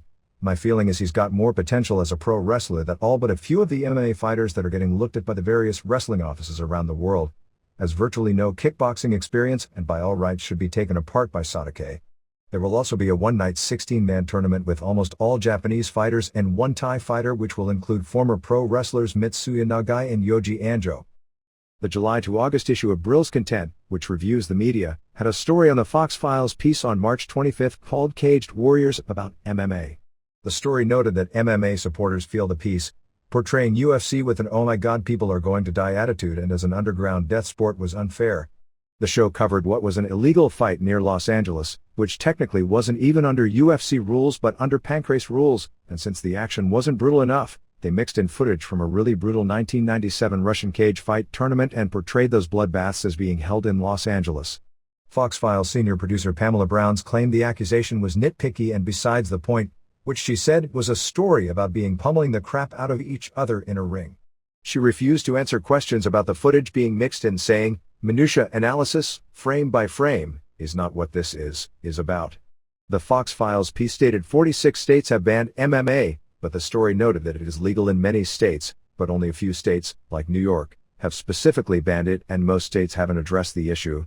Brown said her show stands by their report, saying Fox Files is about gritty, underground street stories. We dish it up and put it out there for America to look at and decide. That's what we do.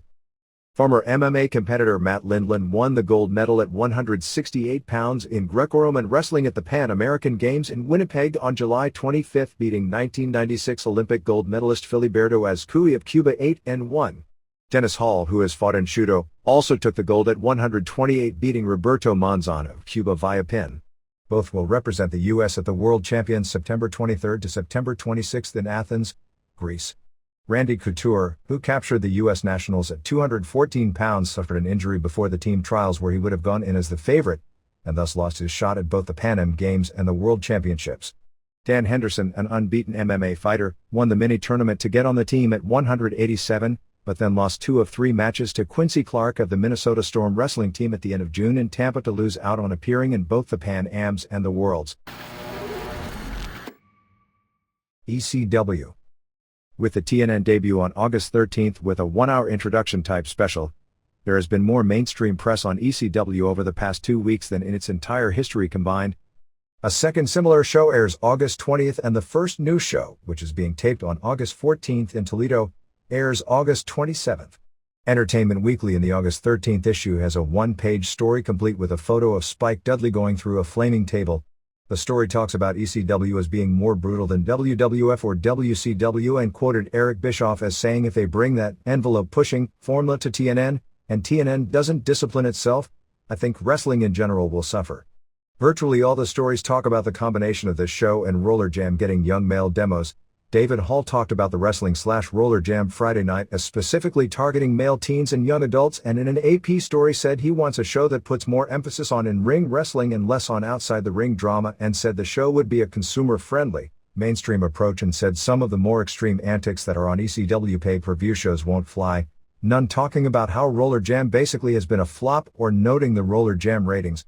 On the Friday night schedule, ECW airs 8-9 and Roller Jam follows from 9 to 11. Steve Carl in the article claimed ECW won't change, despite the 8 p.m. time slot, saying the only 2 absolute no-nos are no profanity and no men attacking women. However, most insiders believe ECW is going to have to be heavily toned down. Variety reported the TNN show will be toned down, but feel that if they publicly admit to it, their audience will turn against them for selling out. Really, it'll all in the long run depend on the ratings. If the ratings are bad, Paul Heyman will be viewed by TNN as irresponsible and impossible to deal with. If the ratings are good, he'll be an eccentric genius. Heyman in press statements has talked of 35 minutes of wrestling in his 60-minute shows with emphasis on athletics, as contrasted with WWF, which usually doesn't have close to 35 minutes in a 2-hour Raw. His claim is that his brand of wrestling isn't overexposed because nobody is presenting athletic wrestling as the cornerstone of their production. Taz was negotiating with the WWF over the past week, but by the end of the week was said to be leaning towards staying put. ECW will be marketing a second CD in the fall with new music for Sabu, Mike Awesome, if he signs. Rob Van Dam and Jean-Claude Van Damme were scheduled together for a personal appearance for the first time on August 8 at the Comic Book and Sci-Fi Convention in Los Angeles. Only 2 shows this past week with nothing in the way of major news coming out of them, on August 6 in Birmingham, Alabama before about 900 fans and August 7 in Dothan, Alabama before about 400 fans. Tracy Smothers was brought back to work with Lynn. Storm missed the weekend due to his injury, and Van Dam is only working TV tapings for the time being because of his wife's injury. They used Taz over Yoshihiro Tajiri and Sabu over Justin Credible as the top matches.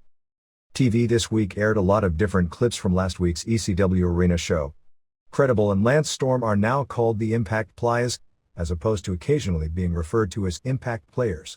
When Balls Mahoney and Spike Dudley came out for an interview, the crowd was already chanting Axel, and when Axel came out, they chanted welcome back and were chanting New Jack before Axel even hinted about having a partner. They did a backdated story where Axel claimed months ago he and Balls had a pact that if they didn't win the tag titles from the Dudleys, they'd kick the living shit out of each other to explain why friends are now feuding. You know, these crazy guys gotta live up to their word. The gimmick with New Jack is that he was being punished for the sins of the fans, but he was declared not guilty.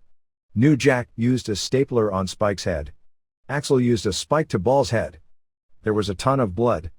The big spot was Spike using an acid drop on New Jack off the stage onto Balls through a table. Joey Styles tried to sell it as the most outrageous spot in ECW history, but it looked like every other nutty spot they do. The finish saw Rotten go through a flaming table and get pinned. Styles tried to sell it as the most violent hardcore match in ECW history, which it wasn't close to, and ran down other promotions for their wrestlers not being as willing to do what the wrestlers in ECW do. All that aired of the six-man main event, Kimala 2 and Lynn Incredible vs. Dudleys and Van Dam, were spots. An 8-step high spot with Lynn and Van Dam that got a big pop. Basically it was a basic lucha libre high spot with two workers who have confidence in each other, showed the 3D the Dudleys gave to Joel Gertner, which didn't look good, and Joey Styles in turning the Dudleys' face screamed how that did it for JFK Jr., which I'm sure makes him happy in his grave. Finally they showed credible caning and pinned Bubba. The other match that aired was Tajiri over Little Guido. Guido was like bathing in oil. He was a human oil slick. It was a decent match with Guido selling his knee and losing to a Texas Cloverleaf finish. Guido claimed to be the only one who has made Tajiri tap out in ECW, and thus should be the top contender for the ECW title. After the match, Tony DeVito, who came out with an FBI shirt, turned on Sal E. Graziano, whose presence, because he's 550 pounds, overwhelms everyone, and at ringside he took heat away from the guys in the ring, but Graziano no-sold the chair shot. Tajiri then laid out Graziano with kicks. Corino came out and called out Dreamer, who came down with Francine. Dreamer put the figure 4 on Jack Victory while Francine put a really lousy figure 4 on Corino. Tajiri Blue missed at Francine and kicked Dreamer and set up a table when Taz came out and powerbombed DeVito through a table. WCW. There is a 4-cover TV guide story on the stands this week which somewhat accurately portrays WCW as a struggling company losing the ratings war. Speaking of TV guide, there will be another article on wrestling I believe in the next week or two written by Phil Mushnick, although I assume it's WWF related. Sting I guess is a bigger star than Conan because he'll get away with saying how he's been turned on 4 times by Nash over the last year and every time they went to make them buddies again. He said fans don't like to watch wrestling to be insulted and that WCW has been insulting the fans the past year with their storylines. Hogan claimed the fans made him turn face by cheering him when he was a heel. There's the typical behind-the-scenes problems. Ric Flair missed Nitro on August 9th after returning from Japan due to a back injury. But he was also asked to put Shane Douglas over clean. Flair told friends he's more than willing to lose to Benoit or Kidman, but that Douglas hadn't gotten over, was drawing poor quarter hours, a record low the week before, and didn't deserve it.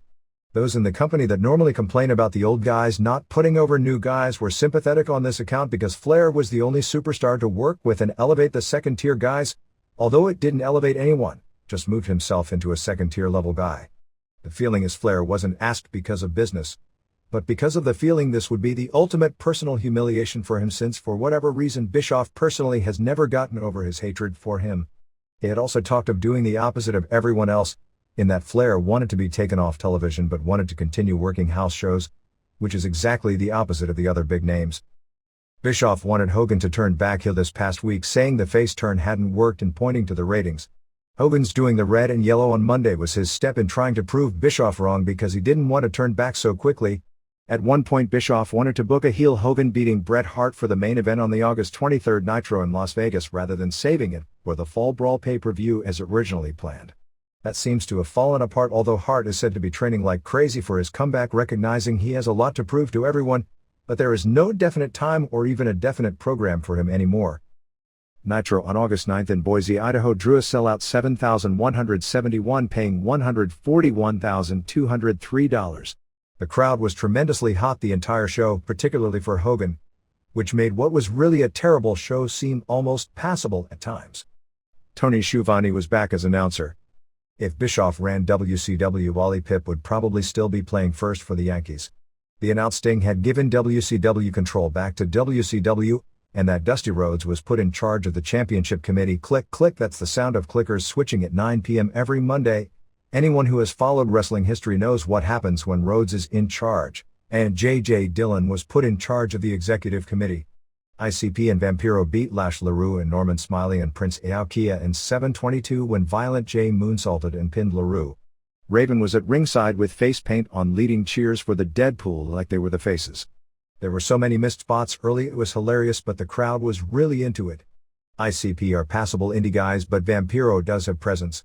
Dusty was laying down the law to Douglas, Malenko, Benoit, and Saturn, who complained how Flair was holding them back.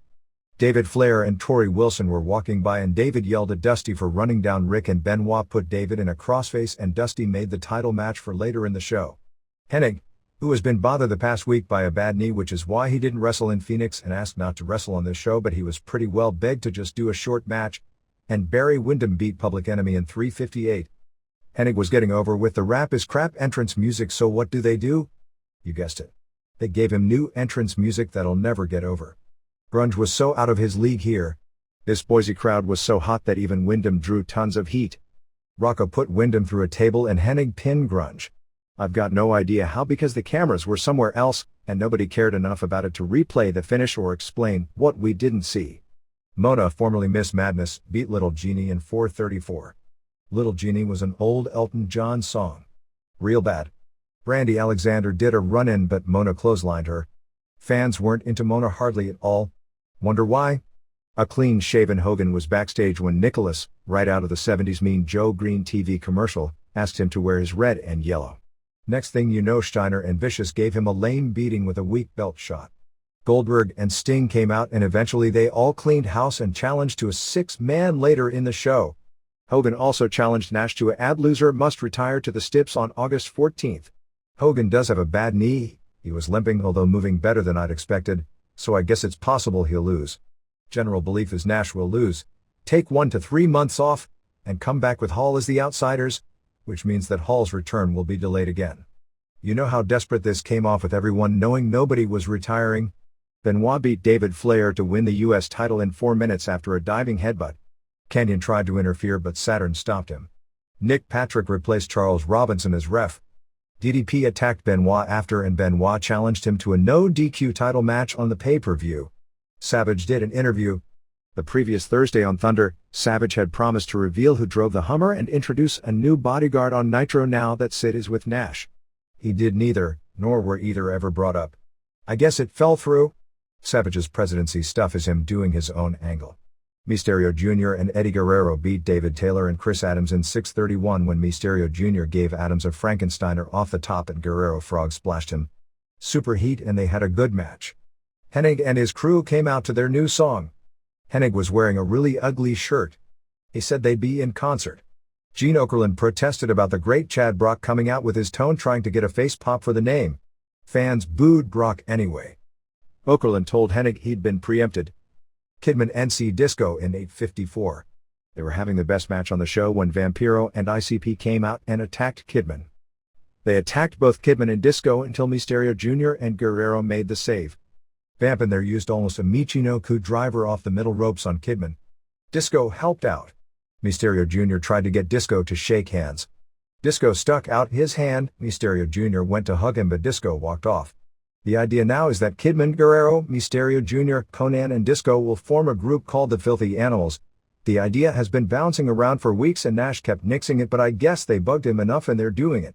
They may form another group out of Juvie, an Unmasked Psychosis, and a few others. Kidman was brought with Ray and Eddie since that'll probably take place on Road Wild with Conan still injured. Conan sent a letter from his doctor that he shouldn't fly since they had 1 week earlier told him to appear at all the house shows he was advertised on even though he couldn't wrestle. After 1 weekend of that, a letter came from his doctor. Bagwell beat Scott Norton via DQ in 4:53. Neither announcer mentioned once about the two formerly being Vicious and Delicious. By the way, Wally Pipp was the guy who played first for the Yankees and missed a game, and then some unknown guy named Lou Gehrig took his place and was so good that he played in 2,130 straight games, and Pipp never played again. When Jesse took a vacation in late 1993, We wrote he was Wally Pipp and Heenan was Lou Gehrig. What a difference 5 years make vis-a-vis Shivani and Hudson. Anyway, make sense out of this. Miller came out with his red shoe. Wanu hit Bagwell with a briefcase but Bagwell kicked out of the pin. Miller jumped in the ring and Norton clotheslined him. The referee then ruled Bagwell won via DQ. I guess because Norton clotheslined a guy not in the match who was already in the ring. Bagwell used the blockbuster on Wanu after. I think nobody had the nerve to ask Norton to do a job. Chad Brock sang. That wasn't too bad. Only 355,000 sets clicked. They had a pull apart with Little Van Vader and Hennig. Everyone booed that one. Finally Malenko, Douglas, Benoit and Saturn came out before the Rednecks could beat up on Brock. They mentioned Brock had done some wrestling before. Canyon, who is only working 5 days per month nitros and PPVs because he's been moved for 3 months to Los Angeles to work on the wrestling choreography for the new WCW movie that'll be filmed in a few months, beat Booker T in 4:32 when Bigelow and Page attacked Stevie Ray at ringside and Canyon got a belt and hit T with it and pinned him after a flatliner. Really clumsy ref bump in this match. Work was pretty good. Rodman came out.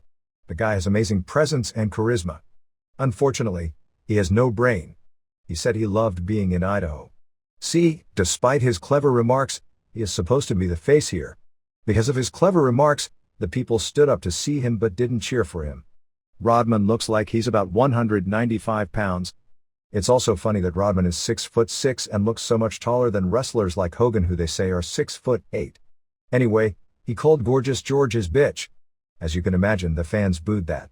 Gene took his mic away and wouldn't let him talk. I was afraid that Looney Tune would attack Gene. Savage came out and Rodman ran away. Somebody needs to explain to Rodman that an African-American face in front of a 100% white crowd doesn't brag about scoring with a white girl, and even more, that the face doesn't run from the heel. Boy was this lame. Rock and Jericho were laying the smackdown on the ratings for this as well. Hogan and Sting and Goldberg beat Nash and Vicious and Steiner in 808 when Hogan cleaned house on everyone and allowed Sting to beat Nash with the Scorpion Deathlock after ref Johnny Boone was beaten up and Scott Dickinson heard a submission. Well, I guess he did since Nash's lips never moved and he didn't tap. Maybe he's a ventriloquist. Hogan was over like crazy and totally overshadowed Goldberg and Sting and the match was set up to make sure that would happen. Goldberg on the apron, whose pops are way down since they gave him the new entrance music, almost looked in awe of Hogan's response. Thunder on August 5th in La Crosse, Wisconsin opened with Chris Adams vs. Aokia which went 2:34 before Sid destroyed both guys. Sid did an interview saying he was the new Millennium Man. Not if everyone is watching the other station you ain't. Bagwell beat Scotty Riggs with a blockbuster in 5:59. Good match. Kidman and C. Eddie Guerrero in the best TV match of the week in 9:38. Fans were chanting Eddie sucks. My initial impression is didn't they know Eddie is a face now? Then I looked at the ratings and realized of course they didn't know. With the ref distracted, Vamp used his move on Guerrero. Kidman was set up to win doing the shooting star, but instead he moved his feet and gave Vamp a plancha on the floor. Mysterio Jr., Guerrero and Kidman all beat up Vamp ending with Guerrero giving him a frog splash. They previewed Mystery Men. Ben Stiller must be a superstar appearing on Raw 1 week and Thunder the next. VA and Swole beat Lenny and Lodi in 5:50 when Swole pinned Lane after a heart punch. Swole has potential but needs a lot of work. Booker T beat Bigelow via DQ in 6:57 when Page interfered. Crowd was really into the finish. Page left T laying with a diamond cutter. David Flair with a can of spray paint. Page spray painted the triad symbol on T in yellow before Stevie Ray came out. Page used the cutter on him and Flair spray painted him. Savage did an interview. He got a face reaction and tried to play face. He talked about a bodyguard. He talked about revealing the driver of the Humvee and talked about running for president but mostly made no sense. Page pinned Benoit when Benoit came off the top rope with a diving headbutt but Page clocked him with the belt thrown in by David Flair in 4:26. Good action. Finally Goldberg pinned Rocco Rock in 4:50 after a spear through a table and jackhammer. Most of this was stalling. It looked really bad for Goldberg to do the little selling he did for Rocco's lame offense. For the show on August 12th, they taped almost nothing. Steiner beat Spider, Arturo Flores, who briefly, as in for a week or two late last year, was Eddie Guerrero's bodyguard in the LWO. Sid beat both members of Disorderly Conduct. David Flair, who had Meng as his bodyguard, beat Bobby Blaze. Malenko and Douglas beat Knobs and Flynn and Evan Karagias beat Savage via DQ. Medusa had minor surgery, which is why her match is off-road wild. No word if Brandy Alexander will replace her against Mona or there will be no women's match. At Thunder, during Sid's run-in, there was a big explosion in the building that was never referred to on the air. It sounded like maybe somebody was taking a shot, like with a gun, at Sid. Actually, there was a pyro explosion and both of the guys who handled the pyro for WCW were injured and taken to the hospital. One had second-degree burns on his arm and back. They had no more pyro for the rest of the taping. Dustin Runnels should be back imminently. Okerlund's contract is coming due shortly. He tried to use WWF as leverage to get a new deal, but WWF didn't appear interested in even talking with him. He's now using a proposed radio show as leverage. Devon Storm signed a developmental deal and will be training at the power plant. To avoid confusion, Shannon Moore and Shane Helms, who have signed developmental deals, and Joey Matthews and Christian York are the same two people. There is talk of linking Tori Wilson with Kidman. Berlin, Alex Wright, worked a dark match at Nitro against Chavo Guerrero Jr. House shows this past week were WCW Saturday Night taping on August 3rd in Mankato, Minnesota drew 1,141 paying $26,380. August 4th in Cedar Rapids, Iowa drew 2,088 paying $31,320. Thunder August 5th in La Crosse, Y drew 4,454 total, which was 2,236 paying $67,520. August 6th in El Paso, Texas drew 5,237 paying $120,900. August 7th in Tucson, Arizona drew a sellout 8,126 paying $139,257, and August 8th in Phoenix drew 9,385 paying $222,498. El Paso saw Eddie and Chavo over like crazy since they grew up in El Paso, beat Benoit and Malenko in a great match, and Sting beat Page. Tucson saw Sting beat Sid and Benoit, and Malenko beat Page and Bigelow in a non-title match. Phoenix saw Sting beat Page, Harlem Heat beat Nash and Sid via DQ. Advertised main event originally was Sid vs. Nash, and Chavo and Eddie beat Benoit and Malenko. Before that match, Benoit told the fans they'd see something they hadn't seen all night, a great technical wrestling match. They got hill heat for that and the crowd began chanting boring before the match even started. As the match continued, they kept chanting it even though they were working hard. As Psicosis left the ring, he voluntarily took his mask off and some fans cheered. Kidman took an accidental bump on David Penzer. Bagwell started shooting a movie called Terror Tract in Los Angeles which stars John Ritter. WCW Worldwide's debut on Channel 5 in the UK drew 790,000 viewers, which is considered decent for the station. It's actually more than twice as many viewers as WWF Raw does, but Raw is on a station with far less penetration. On that same night, Raw did 410,000 viewers to Nitro head-to-head at 300,000. Fully Loaded did 260,000 viewers live, which is around midnight on Sunday in the UK, and another 210,000 on a taped primetime showing the next day. WWF. Steve Austin missed the weekend house show due to his shin injury, and once again they did post signs outside and offer refunds. Due to the injury and that he won't be ready for the classic match, that's not being facetious, as they were counting on a long great match as the main event to carry the show. They were hoping out of the SummerSlam, it was turned into a three-way match with Mankind, who also may not be fully ready when it comes to his knees but can always take crazy bumps. It also allows, if the idea is to get the belt on Triple H, a title change without Austin having to do a job. Deborah also missed the shows, as apparently the deal now is if Austin doesn't go on the road, she doesn't either. This is step one in becoming WCW. Austin also reportedly refused to work TV matches against either Billy Gunn or Jeff Jarrett, feeling neither were over enough to deserve the rub. Due to the Securities and Exchange Commission's mandated quiet period, no exact financial figures from WWF events will be available until most likely about 1 month after the stock actually goes public. Raw on August 9th from the Allstate Arena, formerly Rosemont Horizon, in Chicago drew a sellout of about 13,500. The show opened with Rock doing an interview. He called Paul White the Big Slow. He was doing an incredible interview when Undertaker and Big Slow came out with Paul Bearer. They stomped his brains in. X-Pac tried to make the save but they stomped his brains in. Ditto Road Dogg. Finally Kane cleaned house. Rock sold his ribs big time from the angle and they teased an injury during commentary. Naturally later in the show when he wrestled this was all forgotten and he didn't sell anything. Shawn Michaels showed up in a limo. Gangrel beat Christian with the implant DDT in 2:19 after blowing mist in his eyes. The Hardy Boys came out during the match and jumped Christian. Edge made the save but Gangrel DDT'd him. Michael Hayes ran in to pull the Hardy Boys off and they turned on him. You could have heard a pin drop when they turned on Hayes. They each gave Hayes diamond cutters. Lawler interviewed Ventura. Ventura gave one of those Roddy Piper Randy Savage interviews that don't make any sense. He went on and on about the only wrestler in all of wrestling who really was a Navy SEAL. He may be right, but how would he know? Talked about that and basically without saying a word ragged on Hogan. Wrestlers who play Navy SEALs on television that have hair that looks like Bozo the Clown. Finally Triple H and Chyna came out to save the segment. Michaels came out as well. They teased Triple H fighting with Michaels and even Ventura but it wound up with them announcing a three-way with Austin, Triple H and Undertaker for later in the show. Brown was training Henry to get in shape when Henry needed to go to the bathroom in the woods. While Brown was alone, Jarrett attacked him running his head into a tree and hitting him with a garbage can. Deborah didn't seem happy about all this. That pretty well makes Brown vs. Jarrett official for SummerSlam. Venus beat Jarrett in 1:23 with a move similar to a Dr. Bomb. Deborah's distraction didn't work again and Jarrett blamed her again. Venus left with Deborah. Austin, who was shown laid out on the steps, was taken out in an ambulance. Michael Cole said there was a cinder block near his head. They never showed the cinder block or an attack, just told us. Michaels came out, blaming Triple H, and said the three-way would be for the title shot at SummerSlam and said Chyna would be the third person.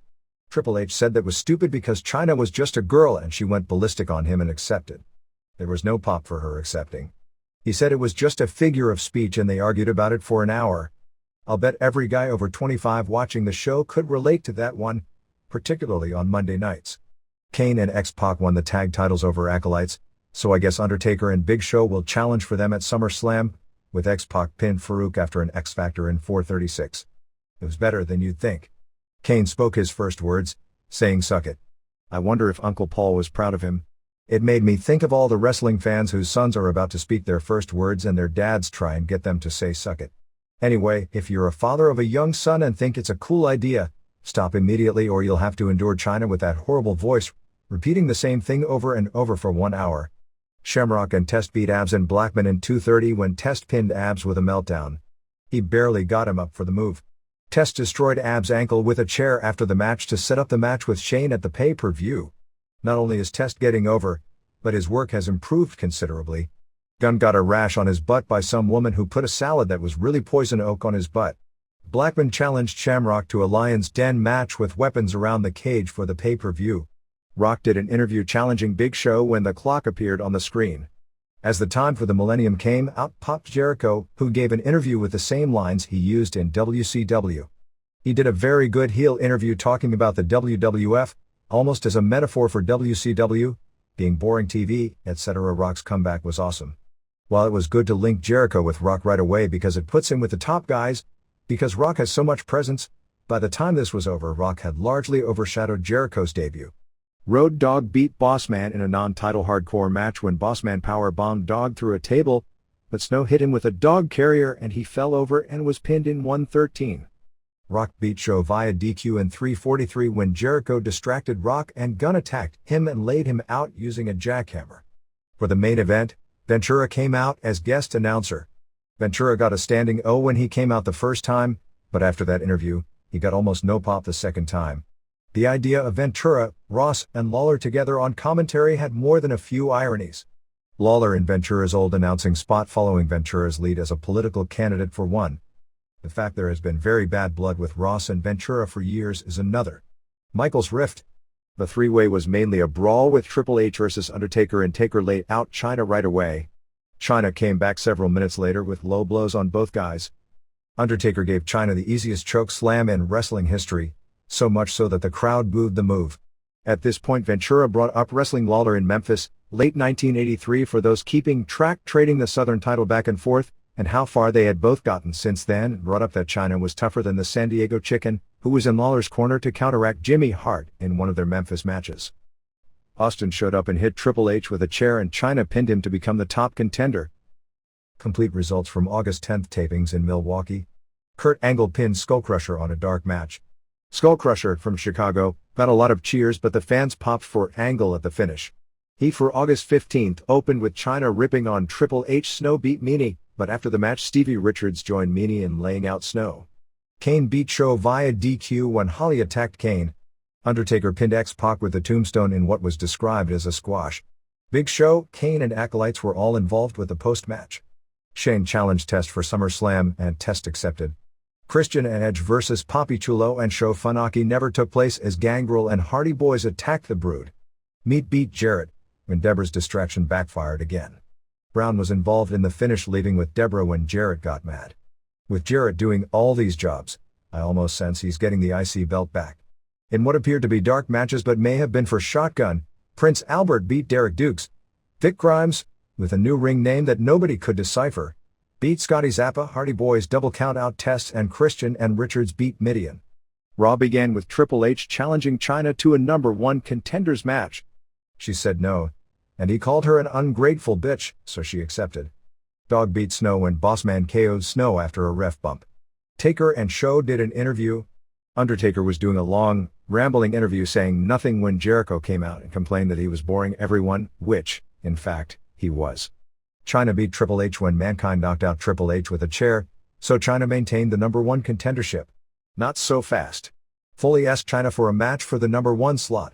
She said no, but Shawn Michaels said yes. Test beat Blackman via DQ in what we're told was a terrible match with lots of missed spots.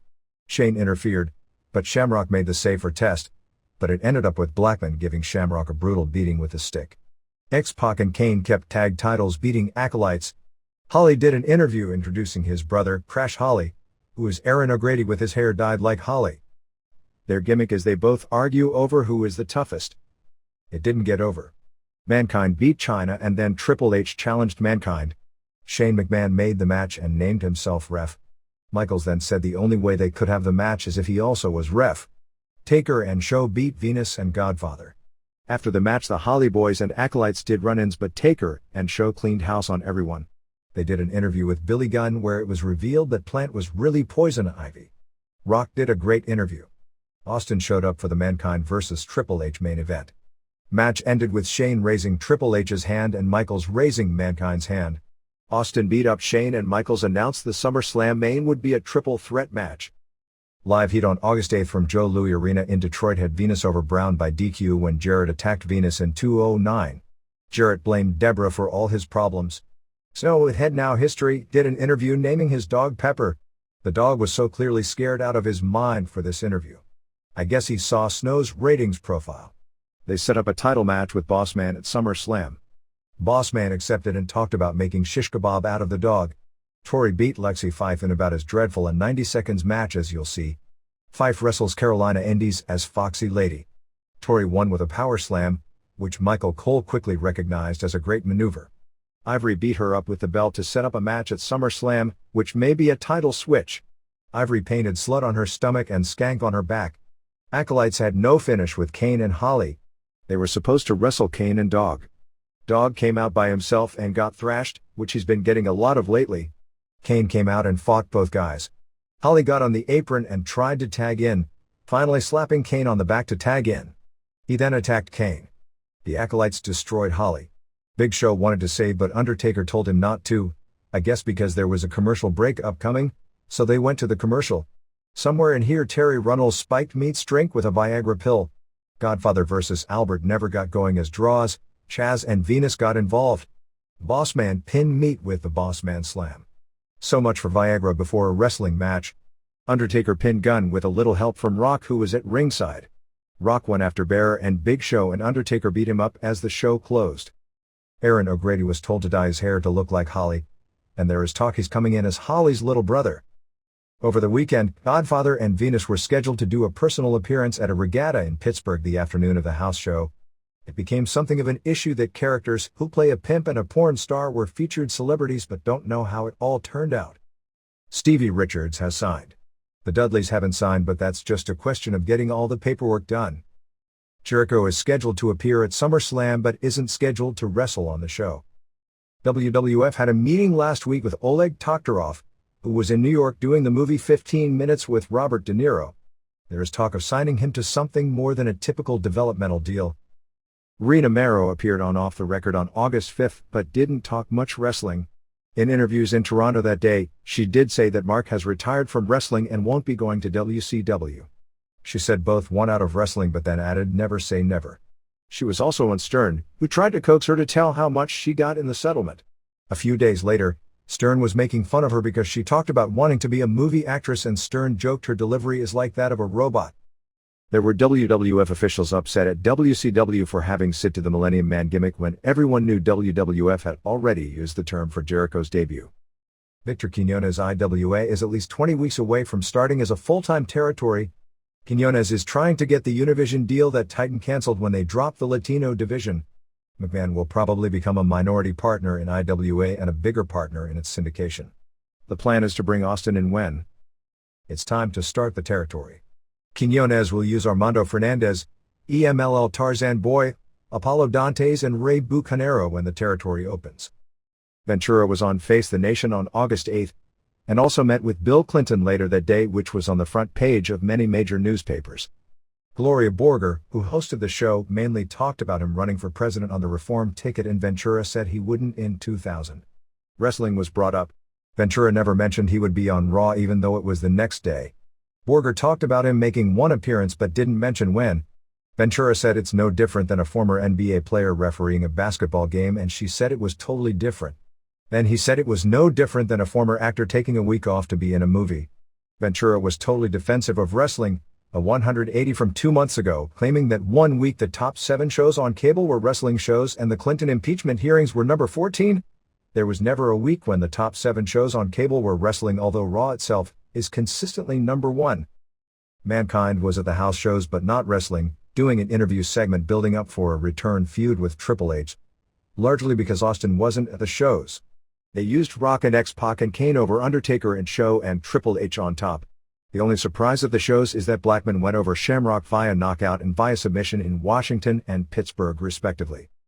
It is said the long-range plan is for McMahon to come back and do an angle that turns Austin heel.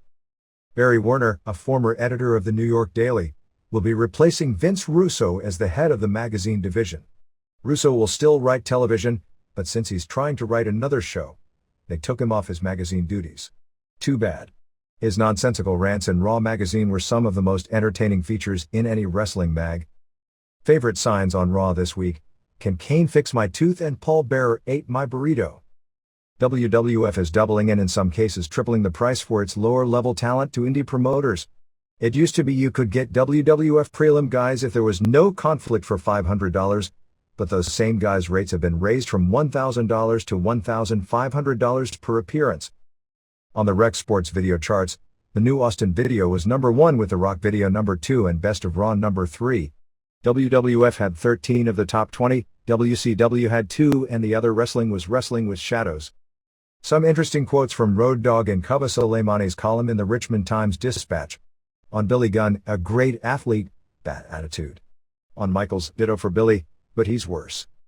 I think he's the best wrestler I have ever seen. On Triple H, I think Triple H infiltrated the clique because I don't think he belongs in that category. I think he's a better guy than a wrestler. On Rock, got a big huge shove and let it go to his head. On Austin, he's a heck-uva guy. And he's a good wrestler. He's smarter about the business than he is a great wrestler.